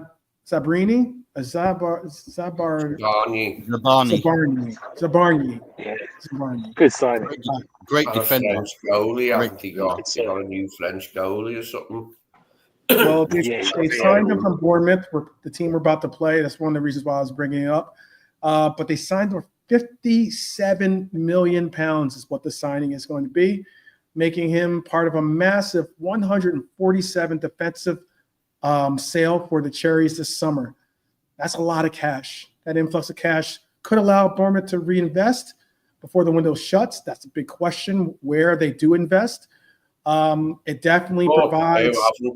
Sorry to get on you. They bought two, haven't they? They bought a left back, Truffert, and they bought a centre back from France. I can't remember the guy's name, but I've seen a still of him. But I can't remember what the guy's name was. But he's a promising young centre back. I think they've got from the French league. Yeah, Diakite. But still, it's still again a situation where Bournemouth are going to have to bring in that talent and get them acclimated to the Premier League and to their club and to their system and the likes. It's a lot of money, though. It's a lot of money for them to look at trying to bring in some other talents, because when you look at the league landscape, this isn't just about Liverpool improving. It's about Liverpool keeping pace with other clubs who are moving aggressively. That's why I'm bringing up all these different moves, either that have happened or are potentially going to happen, because the margin at the top is thin, I think. I think it's a lot thinner than a lot of us want to recognize.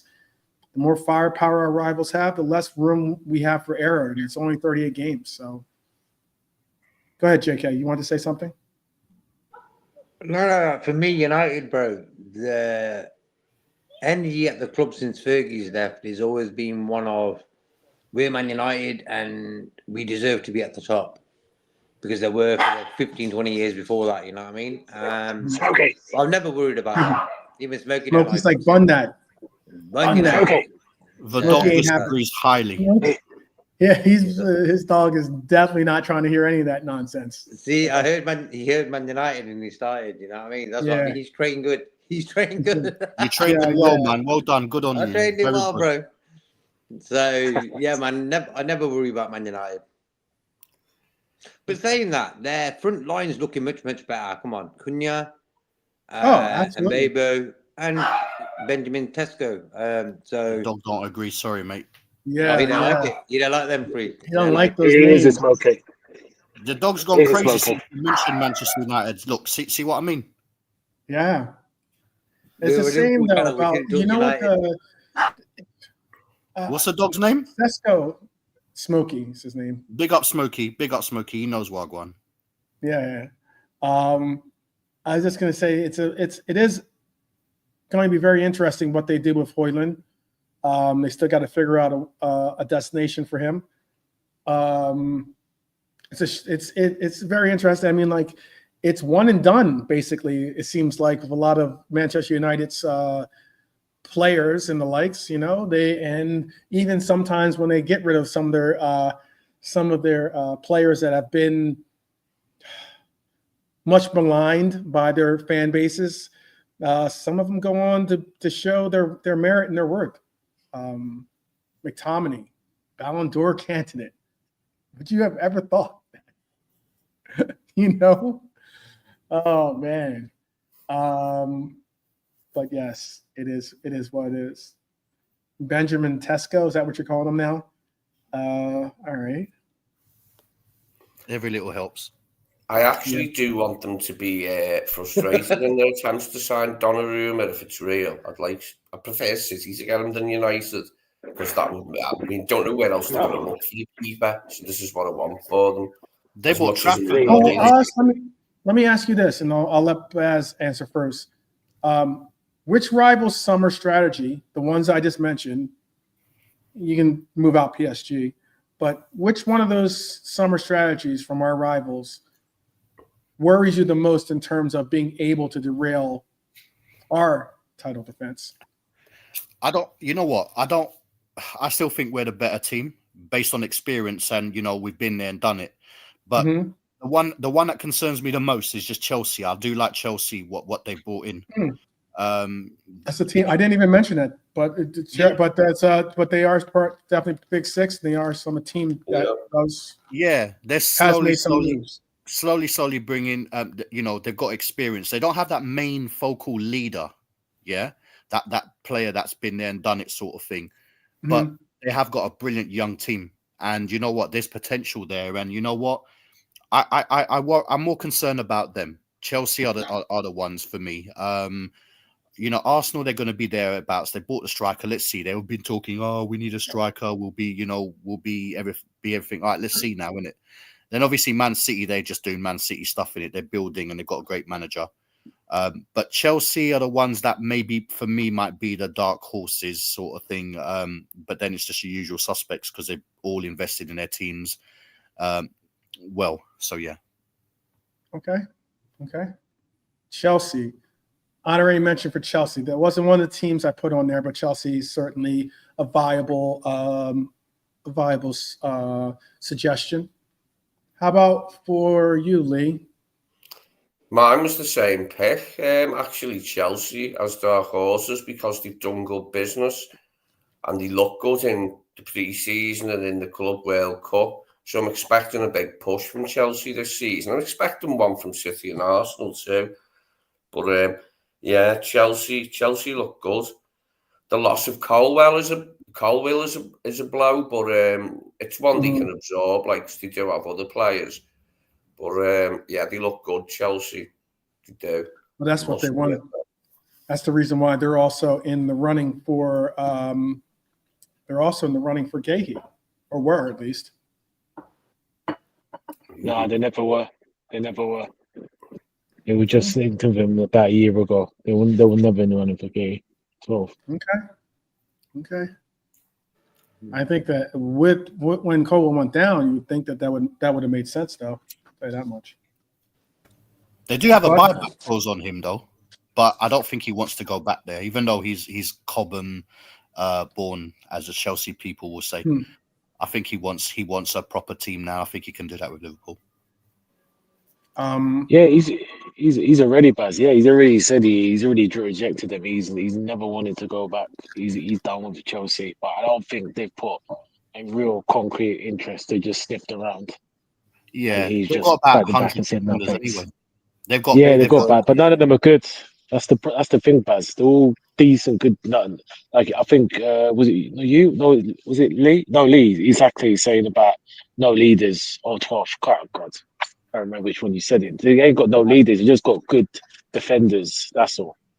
Yeah. Okay-ish. But the only issue that with Chelsea, I think they're going to have issues in terms of like keeping their squad happy because they've got youngsters there who want to get games and they've got a big squad. So that's the only thing that might derail them.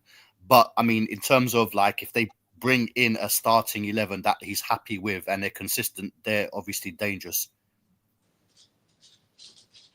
I'm not worried about no one.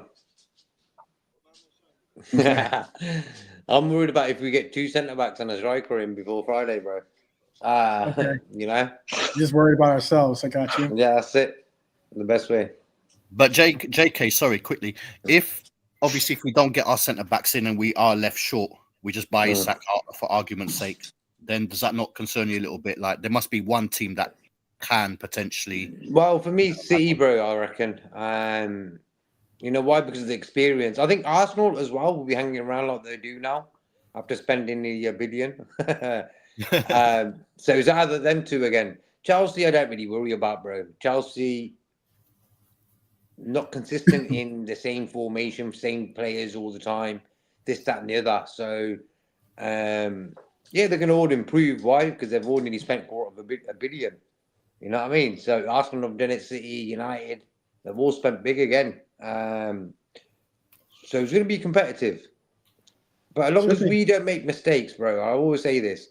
Liverpool only concede goals when it's a mistake by us somehow. Sunday, we gave a penalty away. Van Dijk stepped up. The rest of the event stayed there. Hence why they've got the second goal. So if we don't make mistakes next season, we'll be sound. We'll be sound. There we go, 12. We get that done. That will be definitely big.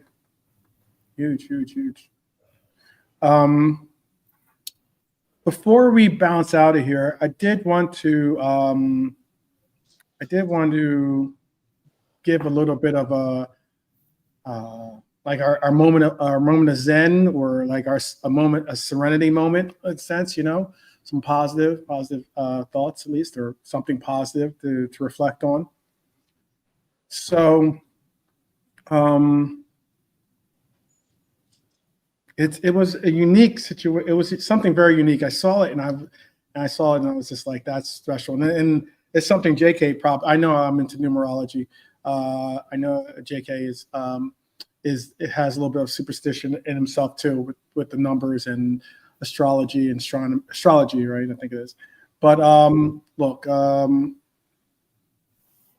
where we stand as Reds, injuries to manage, a squad to balance, transfers to finish, rivals breathing down our necks. That's all well and good, you know.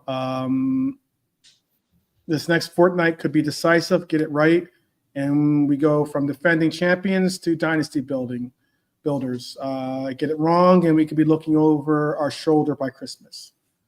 But we'll keep tracking every twist in the Isak saga, every rumor about Guehi and Leoni, and even more. Every move by our rival, will keep a mindful eye on them too. But there was something that happened over the weekend that really made me say, "That's pretty cool. That's pretty cool." I want to share this with you. I don't know if some of you saw this or not.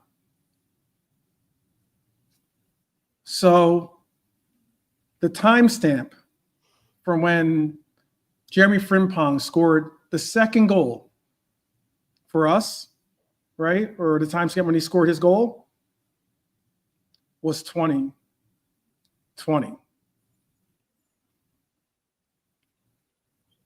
On a day that was definitely just another day of us remembering our fallen Red.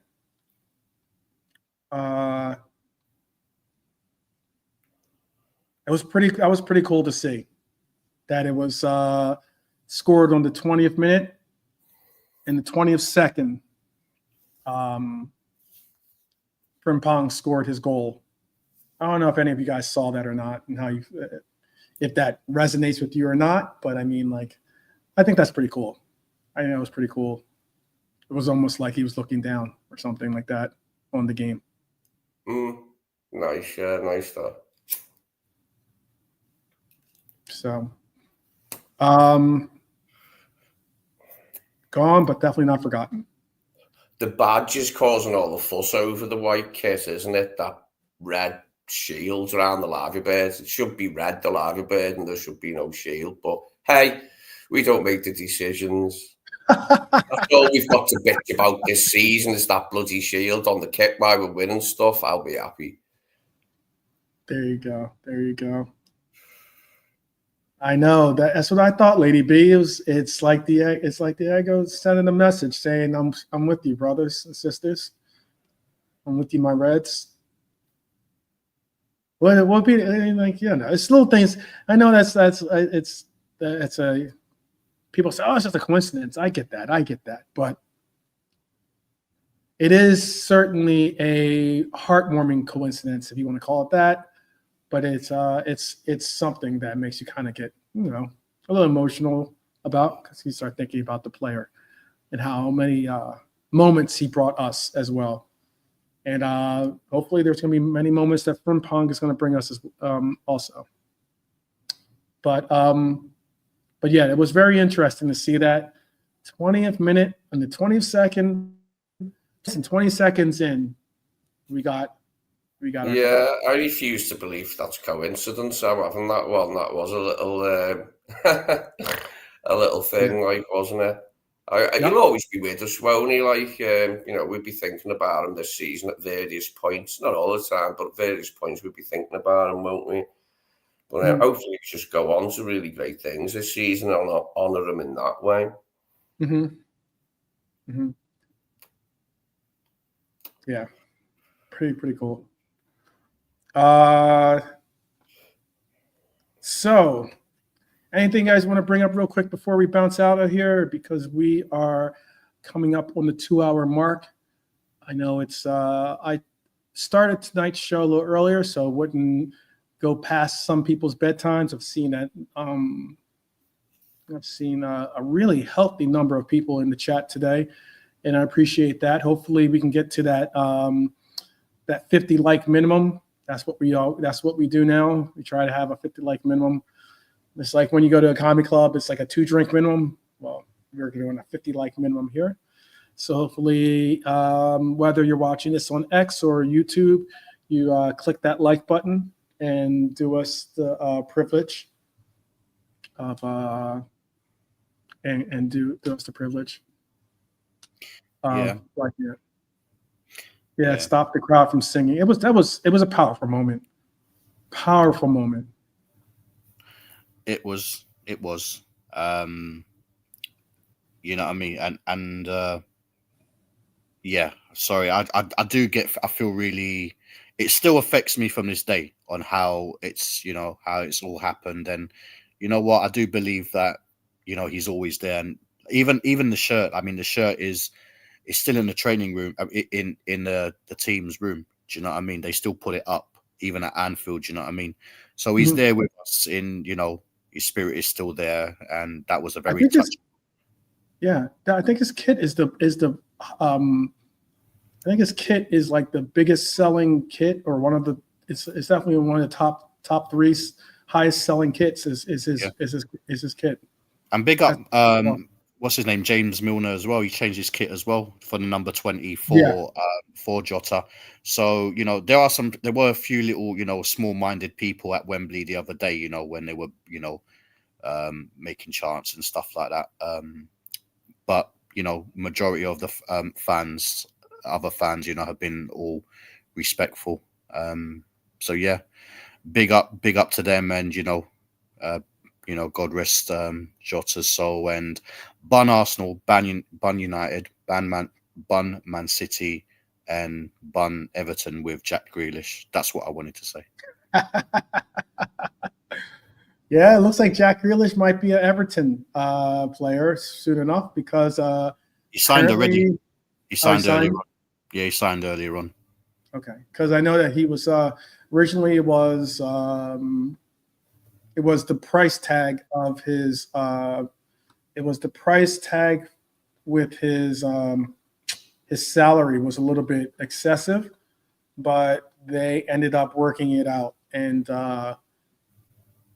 apparently, or obviously, I guess they've said that it wasn't, that they were going to figure it out and spend the money if they had to, because Moises is trying to make a real difference in Everton. He doesn't want to see Everton, circling the drain as they've been doing the last couple of years. Bringing in different coaches to save them from relegation. They've got a new stadium. He could have gone Tottenham. You know what I mean? I thought Tottenham would have been in for him. I think he's a good signing. I think, especially he's got something to prove. World Cup's coming and stuff like that. He should have gone to Tottenham. Tottenham have got a good manager, and they're not going to be fighting relegation. I do feel Everton, and this is not me hating them. I just thought, I just think, they're going into a new stadium, a big stadium where Everton's been like a really tight stadium for them. Do you know what I mean? They've always had good success. That might be a problem. That might be a problem for someone like Jack Grealish and Everton next season. I think they still will struggle, and I think Tottenham would have been a better choice personally. The only reason he's going to Everton is because City are prepared to pay the lion's share of his wages still on a loan, aren't they? Loan him out to Everton, get like, I don't know, a third of the wages paid or something by Everton, and take up the slack themselves. Yeah, fair enough then. If that's what it is, then yeah. But I mean, his diving and that, like, he used to win loads of fouls for City by drawing, people in, didn't he? And going down, he'd be doing that for Everton, late in the derby, getting free kicks for them to pump into our box. I just know it.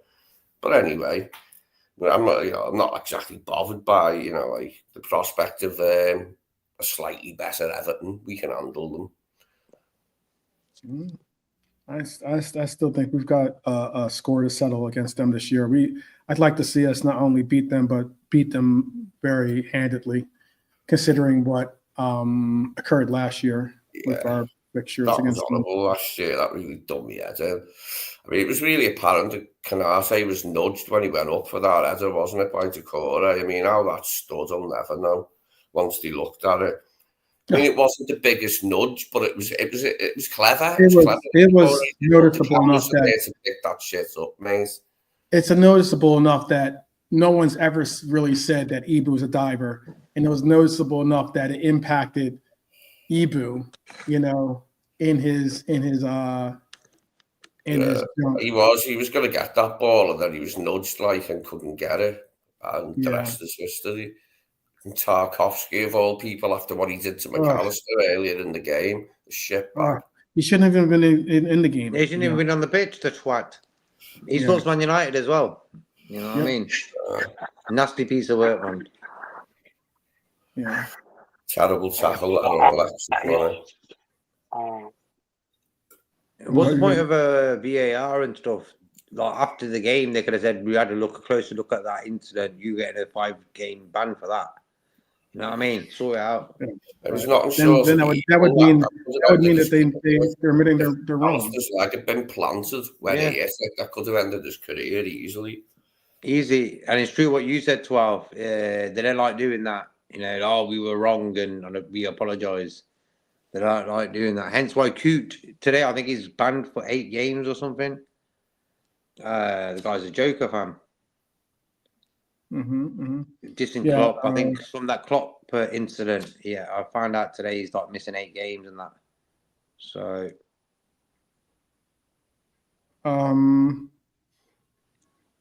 trying to see what Grealish makes. Jack Grealish makes £300,000 a week. That's crazy. 300 a week, yeah. I think the reason why Grealish is. What was that, Arne? Oh no, sorry. Torf was going to say something. I'm going to let Torf. I was going to say, does anyone know who's the highest paid player on Everton? Moisey. Yeah. Moisey's probably on about a good 150, 200 a week. You know what I mean? Moisey. Player. Yeah, player-wise, probably their goalkeeper. Yeah, probably Pickford. Pickford, yeah. Probably him, bro. Yep. Yeah. Very close. CJ, very close. CJ was who CJ said is second, actually. Oh, okay, perfect. Okay. Well, yeah, they both signed new contracts. Makes sense. Could you guess what they make? I would say 130. Pickford is definitely in the 200s. No, that's a very good guess. 100. Around 100. Pickford makes £125,000 a week. Ooh. Okay. And Branthwaite makes $120,000 a week. Yeah, Not makes bad, sense. yes. Not bad. They're not Not able. right. They're not able to compete with 200,000 and stuff like that. Not Everton anyway, but they might be soon. Obviously, their stadium is a lot bigger now, so they will be bringing in more money. Mm-hmm. Yeah. Sometimes. Yeah. Still, it's quite a jump from having your £125,000 a week goalkeeper being your highest paid player to now having a £300,000 player a week. It's a big jump. Well, I think they're going to be. I think obviously, I think Lee mentioned it. They're going to probably pay him around the same, 120,000 pounds or whatever, and then City will match the rest in it. So, yeah. Maybe do 150 and then have them do 150 or something like that. It's the only way Everton can afford it, isn't it? He couldn't afford them otherwise. You know what's the mad thing? It looks like Grealish has been playing for years, decades. He's been on the scene for a while, and he's only 29, so he's still got years in him. But I think he was great at Villa. I thought that if he really wanted to do something with his career, he should have went back to Villa. Villa is at that stage where they're contending for Champions League. They're trying to make a push. He would add something good to him. Yeah, he would have added something good. He would have been returning to a community and a fan base that absolutely adores him. Is his hunger there though? Is his hunger still there? That's the thing. And I think with Villa, they've got a good team anyway, and he's going to come in at 300,000 or whatever he's making at City. It's going to be it might upset the team that they've got there. So I don't know. Agreed. Definitely. The locker room, as you would say. It would disrupt them, I think. I agree with that. It would definitely make it a more difficult place to navigate if that Grealish is out there just if he's going to take it serious or not is the big question. He might go to Everton and be like, I'm the big City player. I'm the guy on £300,000 a week. And it could help him. It could help him, because he was, at Villa, he was their best player. Do you know what I mean? And obviously, going to Everton, there's not a really standout person anymore. So he'll go. Well, they don't have anyone there, but he'll go there and be the big fish in a little pond sort of thing. It might actually suit him. When he goes to Villa, he might not have too much of the ball now because they've got good players that play. So I don't think he'll be. Actually, to be fair, think about it, Jack Grealish and Ollie Watkins, could help his England thingy. But hey, yeah, they'll link up well. Yeah, Marlon, it's got good pain. We'll see. We shall see. Donnarumma, City could also be Rodrigo. What? Donnarumma, City. Didn't just get Trafford back, their goalkeeper. From who did he play for? Was it Burnley? Yeah, Burnley. Yeah. They're supposed to be getting him back. I know they had a buyback clause or something like that. I'm sure he's already signed for them. I think they're unsure, obviously, with Ederson. I think Ederson's one of those that's going to be probably going to Saudi. So I think he's, they need to obviously look at their English players as well. So I think Trafford, he's a good goalkeeper. I think he will play second fiddle this season. I think he'll get opportunities to establish himself as number one. I think Donnarumma is going to be an interesting one. I think he's definitely to Manchester teams. They both play good money. So again, it says that thing about he's a money hungry person. Yeah, he should. Chelsea, if anything, they need a goalkeeper. Yeah. Manchester United. What does Onana make? Onana makes 120,000 himself, actually.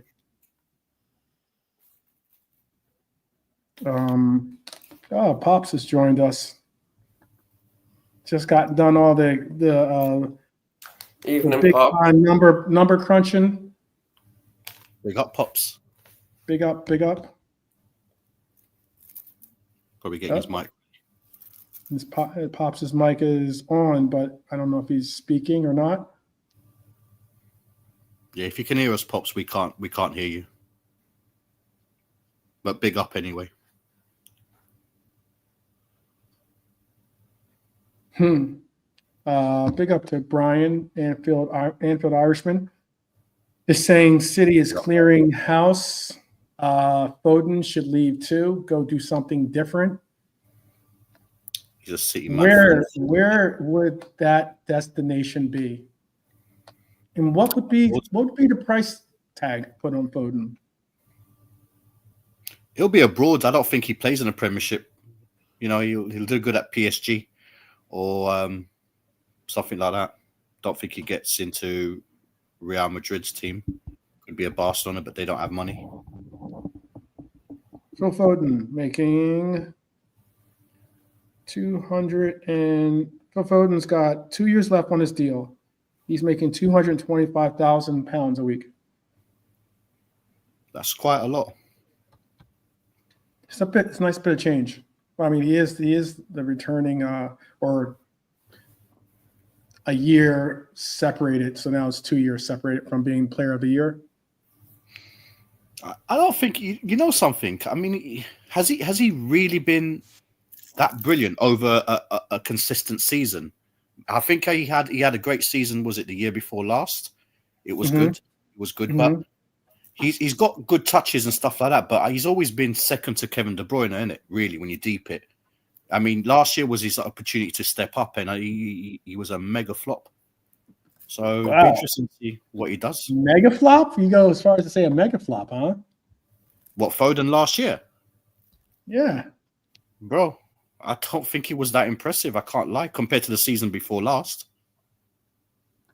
I mean, it wasn't like he was like tripping over his shoelaces on the pitch or something. And like, seasons, that one where he did the treble or whatever it bloody was, and then last season, very, very different for Foden, weren't he? He should be able to come back from it, though. He's a good enough player. Can't see why he won't. Right? This is up to him now, isn't it? To reassert himself in the new City side. I think he gets left behind, you know. I think Marmoush is the one that gets them ticking it. But it's obviously they've obviously brought in, you know, some great players, you know, Shirky and stuff like that. I think Shirky will be good this season. I think this guy's got huge potential. Pops, can you hear us this time? I can. Can you hear me? Yes, we can hear you. No, easy, Pops. Nice. Big up, Big up, Pops. Yeah, but JK Lee, 12. Big up, chat. Big up. Good to see you, man. Yeah, big up. Yeah, you too. Since you're, we'll definitely extend the session since you're here. I was going to ask you, you wanted to speak on we were talking about earlier the Coutinho, and you're talking about Suarez and players moving. Did you want to voice a little bit more about that, or clarify some of your thoughts on that? It was just the circumstances, because as Liverpool fans, we're looking at the Isak deal and saying, look at what happened to us when we sold Coutinho, we got the money for VVD, and we got Alisson, and we did this, and we won the league. That's one example. The other one was, look at what we did when we sold Suarez. We bought Balotelli and Ricky Lambert and a host of other people that did nothing for us. So what I'm saying is it's easy to use the good example and say, hey, you should have done this. Look at what we did. And then you can say, well, yeah, look at also what happened to us. And that looks more likely. It looks more likely that it's going to be a Suarez situation than it is a Coutinho situation for them, because no one seems to want to come. But they've left themselves in a very bad position, and they've done an injustice to me, to Eddie Howe. People say that he's not a good manager, or he doesn't have the attraction or whatever, but you can see he's worked well with players, and he developed the younger players and good talent. So it's difficult for you to do everything on your own. No director of football, no sporting director. You've got rid of Amanda Stavely and you got rid of Paul Mitchell. Isak's talking about handshake deals or gentleman deals, and we all know that there's no gentleman in the game, so that's rubbish. So forget that. But you can't fault their fans for obviously how they feel, because they were under Mike Ashley for all the years, and then they landed in what they thought was the land of milk and honey, and because of what City and Chelsea have done, basically the doors have been locked. and what they expected to happen on their side isn't happening, and that's also part of the frustration. And they've left themselves short as a club. Not forget the deal or what's happening and how they feel towards us. It's if you look at them as a club, you're saying to yourself, well, what's really going on? No director of football. We can't get any signings over the line other than Elanga, and Malik Thiaw is a good player, I think. So that's actually a good addition for them. And Elanga is decent. Elanga's decent with Isak. Just Elanga and no Isak, then it doesn't feel as good because he's an upgrade on Jacob Murphy to me. But without Isak, then obviously you take a huge step backwards. And with all of these strikers that were available gone, you're looking at sort of scratching around now. We have all become sporting directors from Newcastle. Say, oh, they should get him, and they should get him, and they should get him because we want Isak, obviously. But there are two sides to the story, so you're just thinking of it from the other side and sort of being rational from our perspective. Yeah. Just 65 million is a far cry, though, from 100 asking for 150 or even the 140 some odd million that we got for Coutinho. That's a big difference in transfer prices, what you can do with the sale. And also, I can understand Suarez was a negative towards us in that he was a negative for the media aspect of it. Obviously his actions and his reported, racial demeanors and biting people and doing all these different things. That was a negative concept. But he was a phenomenal player. But he wanted. No, but I'm not speaking to the players, 12. I'm not like the players to me don't matter. They're inconsequential. I'm just looking at the circumstances. Here's a windfall. You got big money for a star. Here's a star. You let your star go and you got some money. Good. Okay, do something with the money. We messed up that time. All right, here's another situation. Again, star in the making, got big money, and this time we got it right. So we got it wrong and we got it right. So they're two sort of these are the two circumstances that we've seen and we've lived through. And we're saying, okay, look, you should do what we did here, which sounds good, but we also did this here. So if they end up on the wrong side, they could end up having the Balotelli-Lambert window versus the Ali window, which is a huge difference, isn't it? Yeah, when we got that money for Suarez, where we were at the time, we couldn't tempt the biggest stars, the best players, so we had to go for others, and with potentially be I don't know. I was ready to run straight to Sanchez. Straight. Give me Sanchez. The closest thing to me to what we had in Suarez in terms of the effort, the running, and the skill was at that point in time to me Alexis Sanchez. That's where I would have spent all of the money. I would have spent all of it. Just go get him. Yeah. None of the players that we bought as a cumulative were ever going to give us the production that we lost when we lost him. That's what I would have done. So when we did that, I said, Lambert, Markovic, Balotelli didn't none of them. Balotelli, none of them. Yeah. We were all hoping that something would happen. None of them worked.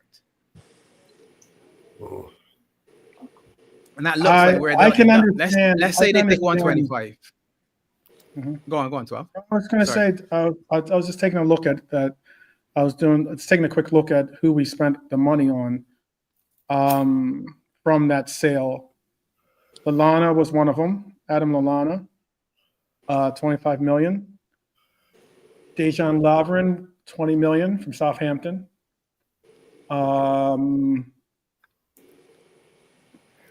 Markovic was a bad signing, but all the same, 20 million from Benfica. We did sign Balotelli, as you mentioned, for 16 million. That's almost like Chiesa style money. We got Alberto Moreno, 12 million from Sevilla.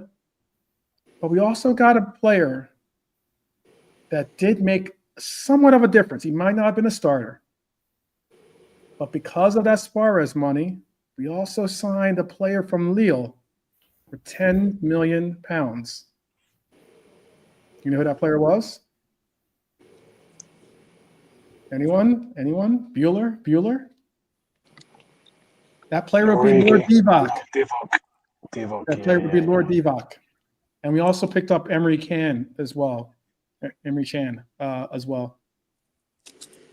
For 10.5 million from Leverkusen. Ricky Lambert was. I don't even want to bring that one up. And that's about it. I think there's one other sale or something like that. But I get what you're saying. But I was saying, like, I don't. If you're Newcastle, maybe one of the reasons why you have some type of trepidation is because, from what someone said, I can't remember who brought this up, but they don't even have a sporting director. One, at least the last I looked, but apparently, like, someone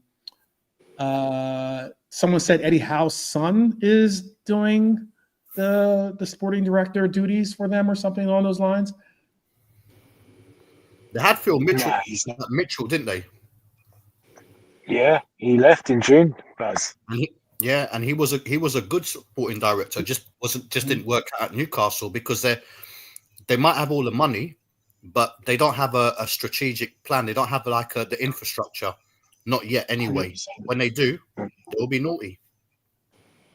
But that's the thing, is that, like, you don't have any direction when it comes to your board with, like, as in, they should have something in the means of, even if Isak were to stay, they should still be looking at places and things that are going to be the eventual replacements, the eventual, players that they can, bring in. Yet, if you're going to bring a situation where you have a player that tells you he wants to leave, and this is something I brought up before, Pops. You were in the chat when I brought it up, but when a player wanted to leave Liverpool, he would go to Klopp and say, "I think my time here is done. I would like a move," and that's when Liverpool would start to make moves in trying to find him a destination. Isak has done that exact same thing in saying, "I think my time here is done. I want to make a move." Similar, you brought up to Suarez. Suarez was a player that didn't think that Liverpool had the ability to make Champions League, or at least do well in Champions League and be consistent in making the Champions League. And he wanted to go to a club that was going to offer him consistent Champions League games. So rather than say, "No, you got to stay here, suck it up and like it." I don't know if I need a pause behind that or not, but and I just don't understand why Newcastle think that this is the direction, this is the healthy direction for their locker room, in having a disgruntled player that doesn't want to be there. Thing is, because they're not going to get anyone who's as good as him, and then they haven't had a player like him since Shearer up top. So they're hell bent on keeping him on because they've got Champions League. I think this deal probably got wrapped up if there's no Champions League for Newcastle this year. I think it might be a little bit easier to sort out. I think with that Champions League, they're thinking, we want this guy playing for us in the Champions League, not for Liverpool. Mm-hmm. So that's why, for me, that deal is Newcastle acting a little bit awkward. Everyone's like that, bro. If you want to sign a player from your team and he's the best player, every team ain't going to be like with open arms saying, "Yeah, you can have him." Unless you're a weaker club and you think, "You know what, we were in it for the money, let's sell him, no problem." But Newcastle with the Champions League, I think that sort of hindered the journey of getting him. Okay. I don't know about the sad news. 12? Yes. But just in your example, EU Suarez, but we got two other examples where Coutinho had the back injury and he didn't leave immediately. And then Mane said he was ready. And you got to put quote marks. I know you're not on camera, but you got to put quote marks around the back injury. Yeah. Of course. But when Mane had his issue, he went to Klopp and Klopp said, "Give me one more year." Yeah. And he stayed for another year. So if you say A, you can also say B. So logically, you could say stick with B. Stick with B, though. Real quick. Can I interject real quick? Go on. Stick with B. Stick with Mane. Stick with the Mane one, okay? and how he went to Klopp, and then Klopp said, "Can I get another year?"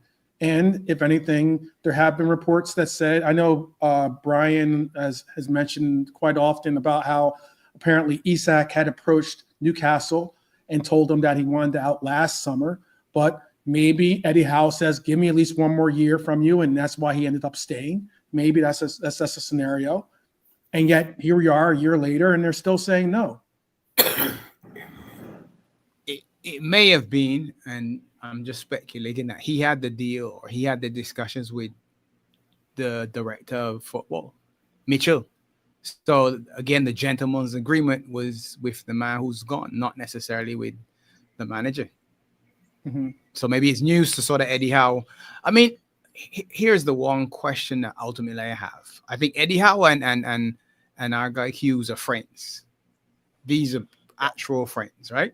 Yeah. Now, if Newcastle were not willing to sell at any cost, and as Lo always says, there's always a price. So when you say he's not for sale, someone can say, "Well, yeah, he's not for sale," and then they say, "Well, here's 200 million. Okay, no problem. He's suddenly for sale." So there's a number that changes the not for sale sign to sale. And again, I'm just speculating, but Eddie Howe and Hughes are friends. I feel as though something had to be said in order for us to say, "Oh, let's try this." Oh, absolutely. Because if the message is he's Absolutely. not for sale categorically, then why are we You don't even even make the phone bothering call. to go and ask the question? Yeah. Yes. And again, I could be wrong. This is me just saying, this is what I think logically. These two had some sort of informal conversation, and it was like, "Well, what are you guys really looking at?" And he said, and maybe there was a number. Maybe there was a number. So let's just say it's 150 for the argument's sake. So 150 is the number. Wait.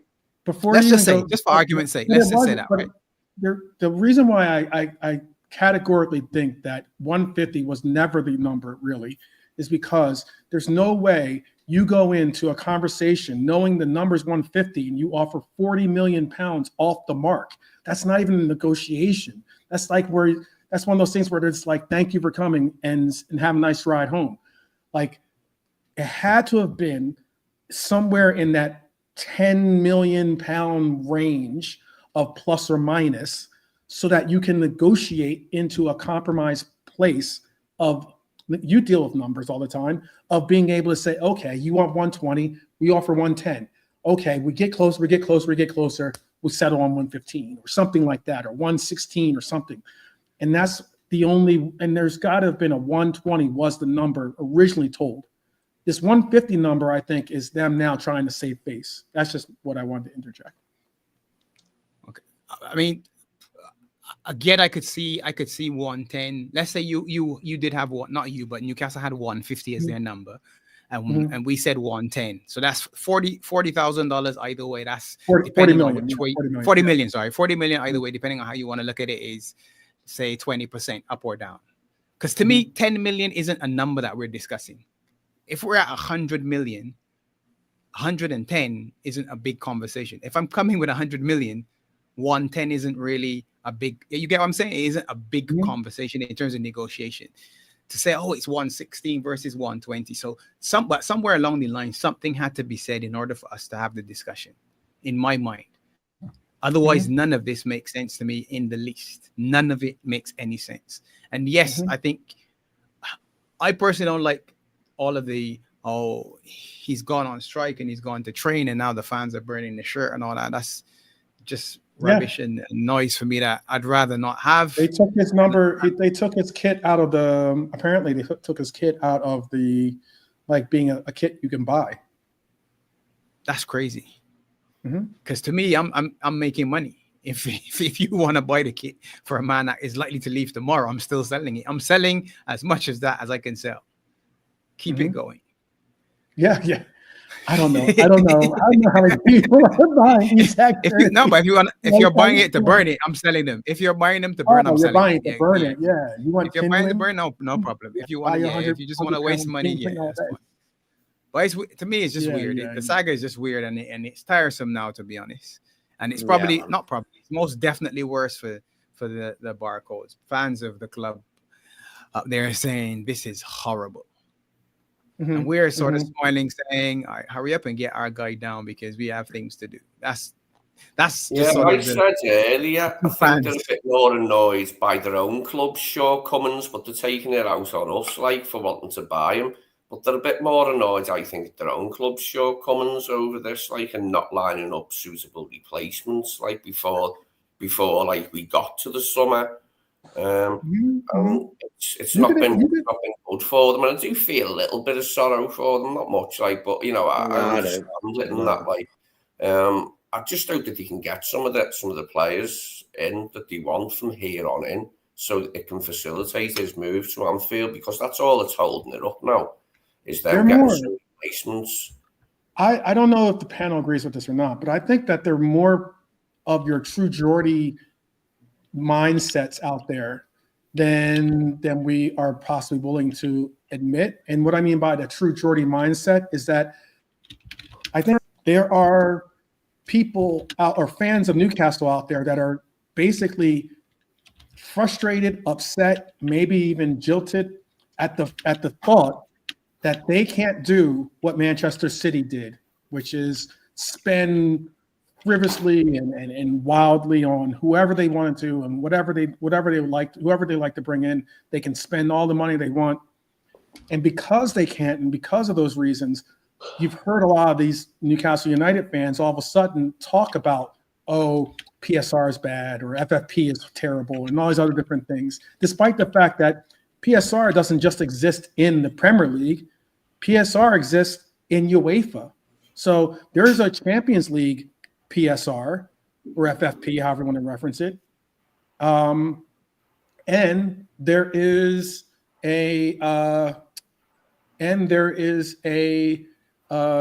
PSR for the Premier League as well. If Jamie wants to join the panel, just text me, Jamie. You have my number. You can just text me.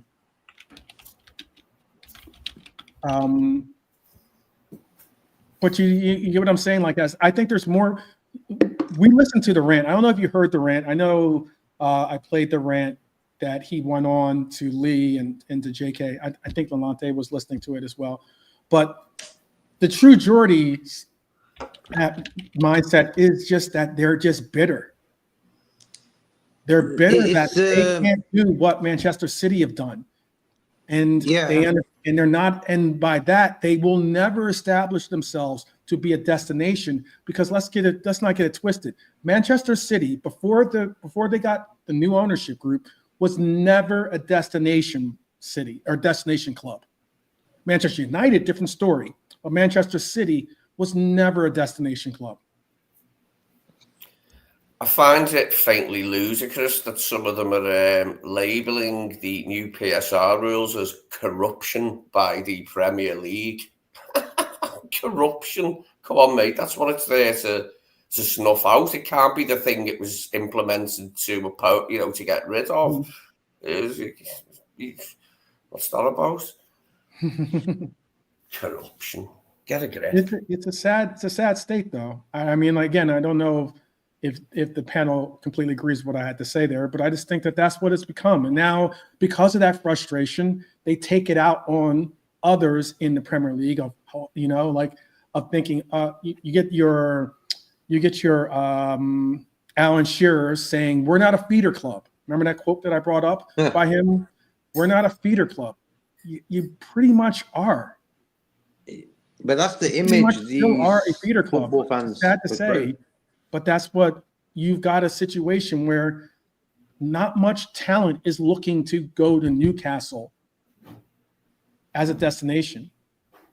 And if anything, some of the talent that you do have is looking to move on to bigger clubs that can offer them Champions League football on a more consistent basis. And you know what it is, the modern day football fans, they're all acting like an image they portray is of, we're the biggest club and we're the best, and all the best players want to come to us. And that's Arsenal fans, United, even Newcastle now. And that's the thing, that's what they're portraying, bro. That's all it is. This energy from the Newcastle fans, like, we're a big club. Who are you to come and buy one of our best players? That's all that is. Because they've got nothing. They've won the League Cup in 70 odd years. That's all they've had. So for me, that conversation shouldn't even be had. You know, they're wasting a lot of energy, and I don't want Isak to come to Liverpool head fucked. You know, the amount of stuff he's been dealing with for the past month, training on his own and this, that, and the other. He just wants a smooth operation. Tell the club you don't want to play for him no more. That's the fee. He's getting a big fee. He ain't coming on a free. It ain't like a £10 million fee like we got for Trent. This is like big bucks. So he's doing them a favour, my opinion. He's doing them a big favour. Yeah, sadly for Newcastle fans, the best chance they had of getting near the league was that time under Keegan, when they had all that money that came in and they were just buying loads of players and loads of good players. But they never quite made it then, and they probably never will, like, given the PSR restrictions now. I think there is a good chance that the Saudis will sell up, frustrated in their efforts to make them a superpower sometime within, within, I don't know, the next 20 years. Yeah, they just missed the train, didn't they? About 10 years, they just missed it. They started late and that.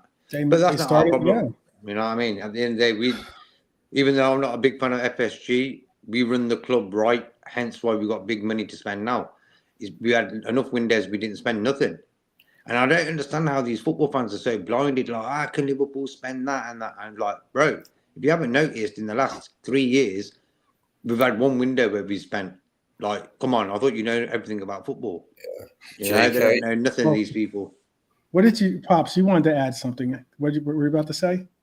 No, I was just going to say, if you win the lottery, obviously your views and outlook on life changes, and that's what they did. They were under Ashley, and they won the lottery when they got the new ownership. So obviously you're going to get excited. Any club being, and they're a one city club effectively.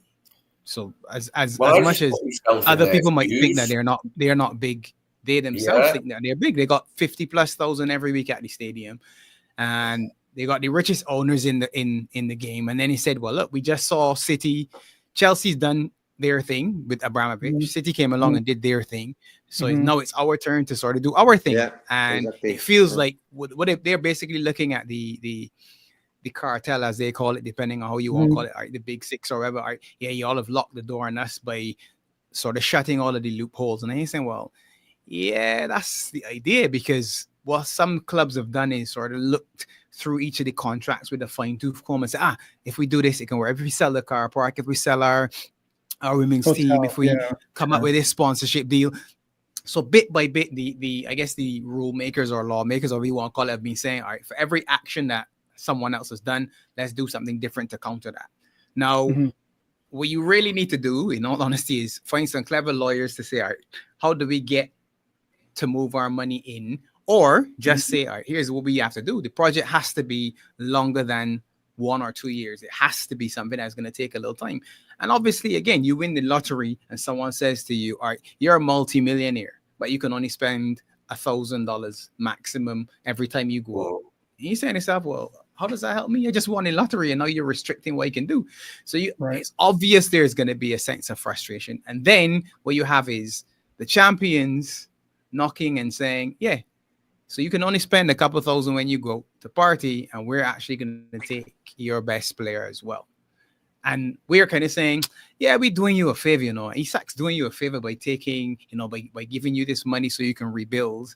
And it feels like they're getting mugged off, basically. So obviously they're going to feel, they're basically just generating the energy back that they're feeling coming from, I guess, everybody else around them.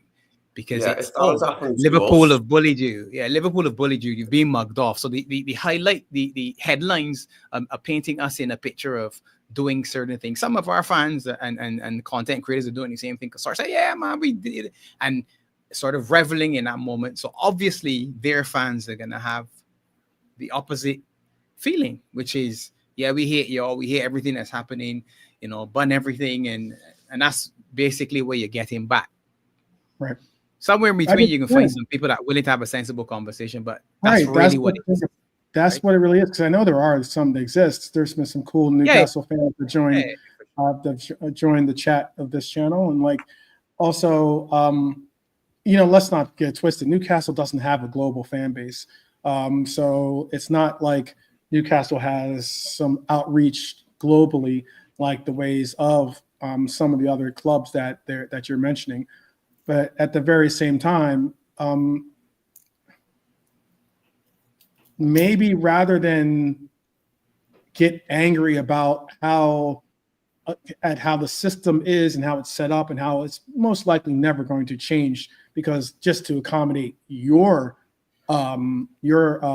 taste, it is set up. It's set up, and it obviously works well for those that are at the higher echelons. Why not figure out a way to get your house in order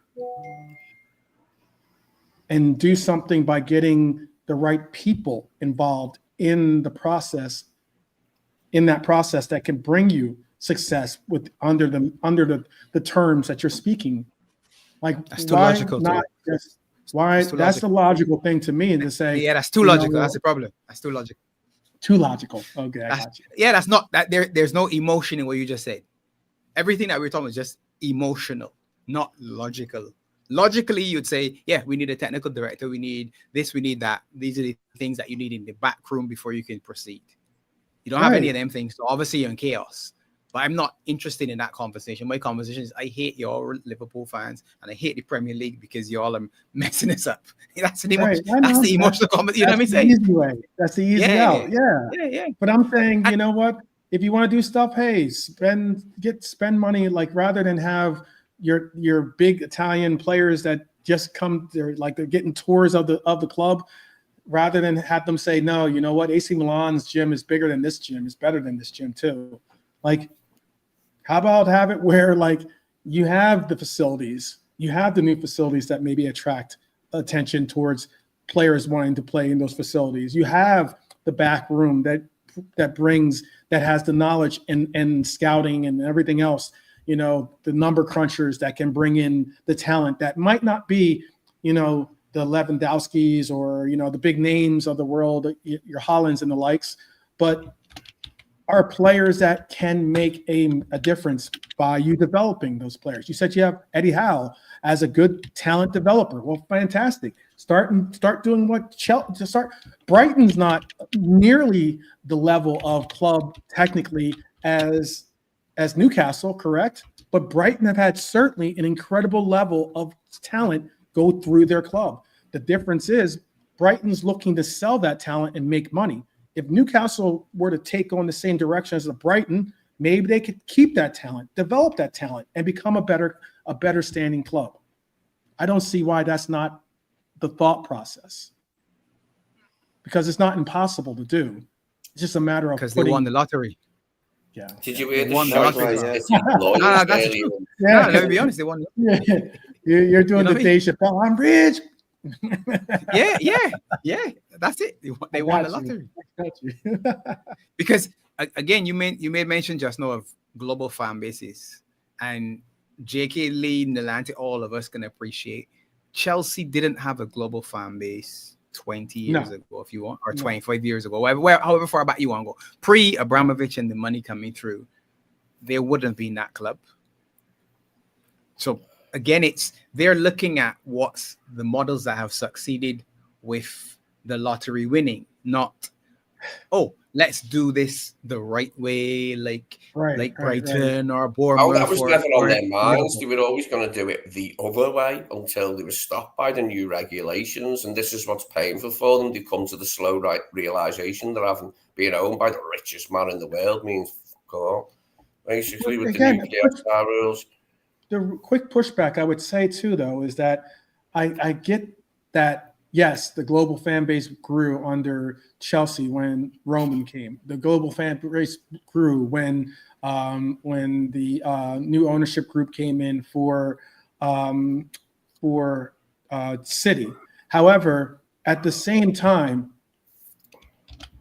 when people talk about some of the demise of our league or of the British Premier League, when people talk about some of the problems, some of the things that have been how it's become so money driven, and it's been the haves and the have-nots.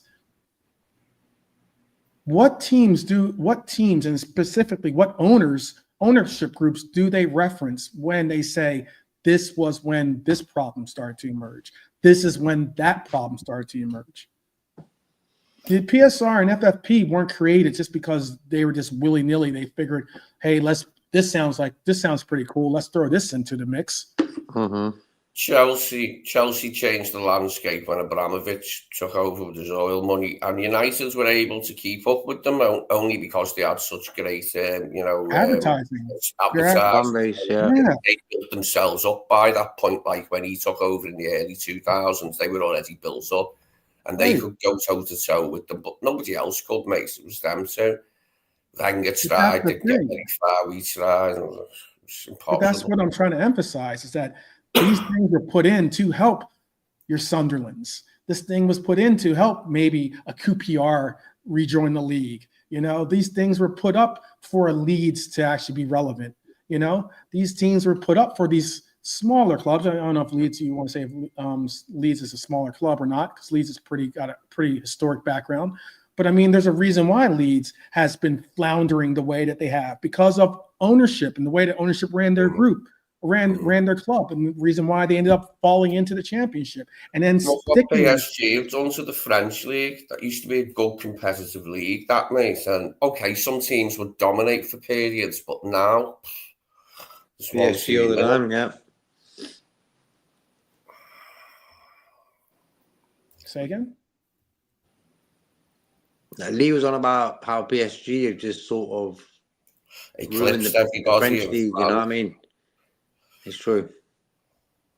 I mean, Monaco was slightly like that in that they had that money from being Monaco, but like they never dominated or nothing. Like Marseille were good, Lyon were good. There were others as well that would win it periodically. You've ruined that bloody league, haven't you? That's the point. And ours it's been half ruined by City and Chelsea. That's the only reason why I'm bringing a lot of this up, though, is because I know it's the sensible thing. I know that, again, talking to someone that just won the lottery and telling them to be conservative and sensible and go about spending your money in the right way isn't always going to be the first thing that they look at. They're already at the Lamborghini dealership or wherever, I get that. However, some of the reasons why the league has some serious issues or some serious things that they are trying to mitigate and at least have some type of parity. And it's the reason why I think of Brighton, the reason why you'll see a Forest, the reason why you'll see some of these clubs that are decent sized clubs. I'm not saying that they're small, but I wouldn't go as far as to say they're not the global powers that are Manchester United or Liverpool or even now Chelsea and Manchester City and Spurs or Arsenal. The reason why you have to understand is that there's a reason why there's a food pyramid here. And I get that the food pyramid might seem like you want to be a part of the top ring, but there's a way that you can go about climbing that ladder, I think. No, if I was in their shoes, I'd be really gutted, Newcastle fans, that we ended up with getting the golden ticket being bought out by a ridiculously wealthy owner, and it's too late now. The party's over for that type of thing. We hope. And we hope City get dealt with, because I haven't heard nothing lately. Like we were promised a decision sometime around October. It'll probably be more like bloody December. And then it'll be like appeal after appeal after appeal until, I don't know, till the world ends or something like. No, it's pretty sick though. And if I would go as far as to say, you know what, like if the Premier League wants to make something out of this or wants to really hold Newcastle to, appreciate and also be mindful of the rules, I think that the Premier League needs to properly punish those that break the rules. It would tell Newcastle fans that, like, it's not just them, you know what I mean? If City do get punished, they'll be like, at least we ain't been relegated. We're still here. Well, I think it makes a difference. I think it does make a difference.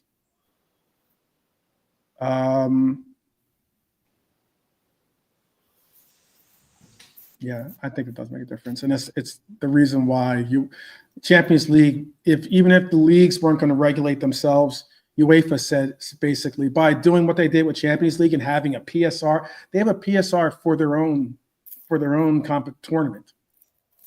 You know what I mean? Like, as in that alone goes to show you that they're saying even if your league, your individual league, isn't going to have strict or real tough laws or tough sanctions and the likes, then they're going to do it at least themselves, because they want to be able to have some. They don't want to have something where a team is just going to spend 300, 400, 500 million in the windows just so that they can, win the Champions League or win this and win that simply because they have the money to burn. So, well, we've gone a little bit over, but it was well worth it because we got to hang out with none other than Mr. Pops himself. Thank you. Yeah. I appreciate it. Yeah, no doubt. I thought you were bringing your Beige and Reds brother with you, but it's all good. Crab, I told Crab, I said the Streets could join as well, but I guess the Streets had other things to do. It's okay. He might have been in the streets. Yeah, he's in the streets. I got you. You know, no internet. Oh man, yeah, it's going to be an interesting. It's going to be an interesting one this year. If City does what I said earlier, that's going to be tough, man. No matter how you put it, that's going to be really tough to negotiate. Junior and Rodrigo, nah, bro. I'm hoping Arsenal don't get Eze. I'd rather see Eze go to Spurs than they go to Arsenal. Long Rodrigo to stay put. Don't want him coming here. I want him to stay put. Want your City to be frustrated in their efforts. Yeah. They've already made enough moves, I think.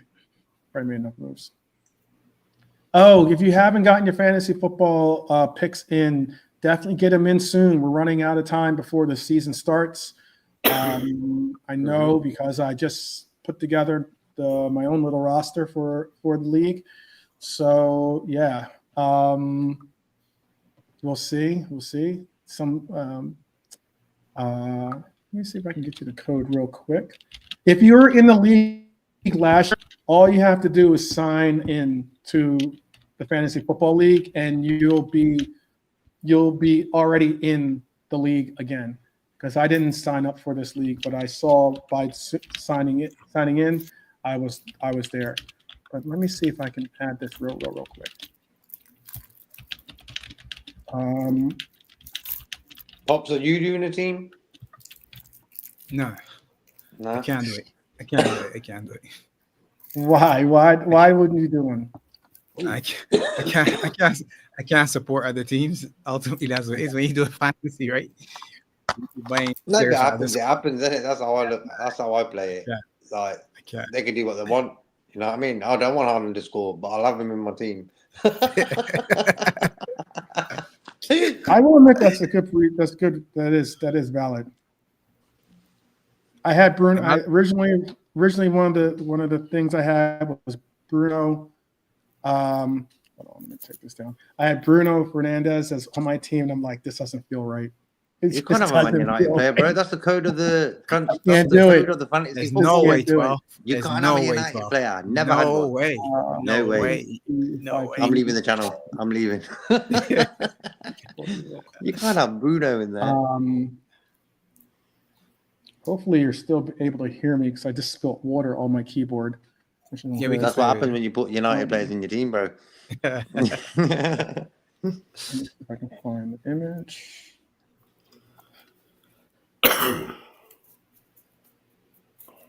That's interesting. Eze to Spurs, along with Kudos. Here is not two good signings. Not too bad. So if you do want to join the league, this is going to be where you have to. If you're new to the league or you want to join the league, this is where you're going to have to go to be a part of it. Hit that. That's the league code, and you can join the league. We won't have we won't have the pleasure of having Pops a part of the league, but we will have the pleasure of the Streets will be a part of it. I know that because he's already confirmed his that he's in the league. We might have, who knows, maybe Barnes tries to make another stab at it. I know Barnes was doing well for a little bit, then he kind of fell off a little as well. Hopefully we get some new. KJ said he's going to join, so bless. It was a good year last year. And we are, and I'll say this to Marc, we are still waiting. We're just waiting on George to get us your prize. So once we get George to send us or Send you finish the prize, then we'll send you your award, your title. Marc is defending. George's book, is it? George's book is the prize. Yeah. All right, people. Anything you guys want to say before we bounce? Hopefully, I'm not on mute. You're back. Is everyone on mute? Can anyone hear me? You're back. I can hear you. You're back. Yeah. Oh. Is that the water in the damage? Oh, maybe not.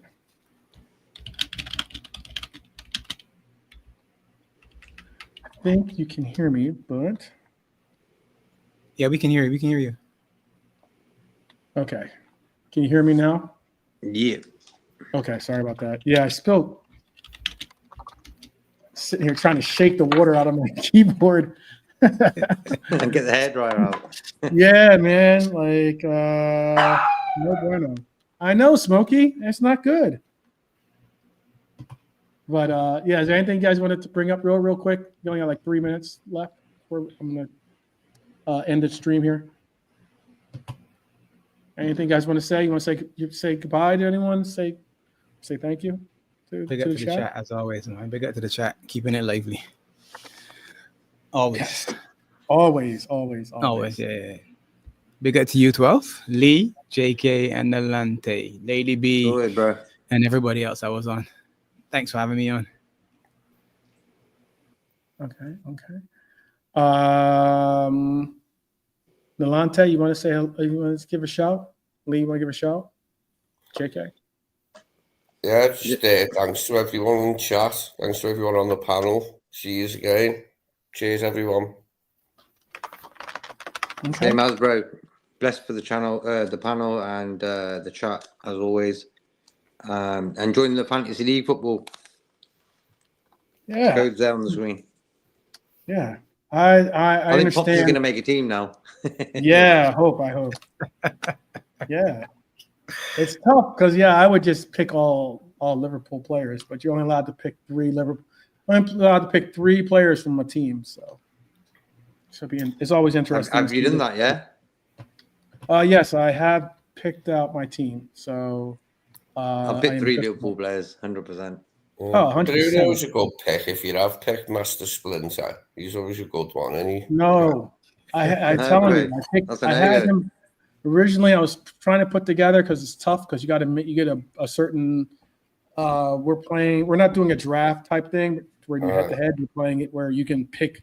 You get a budget and you have to pick players within that budget.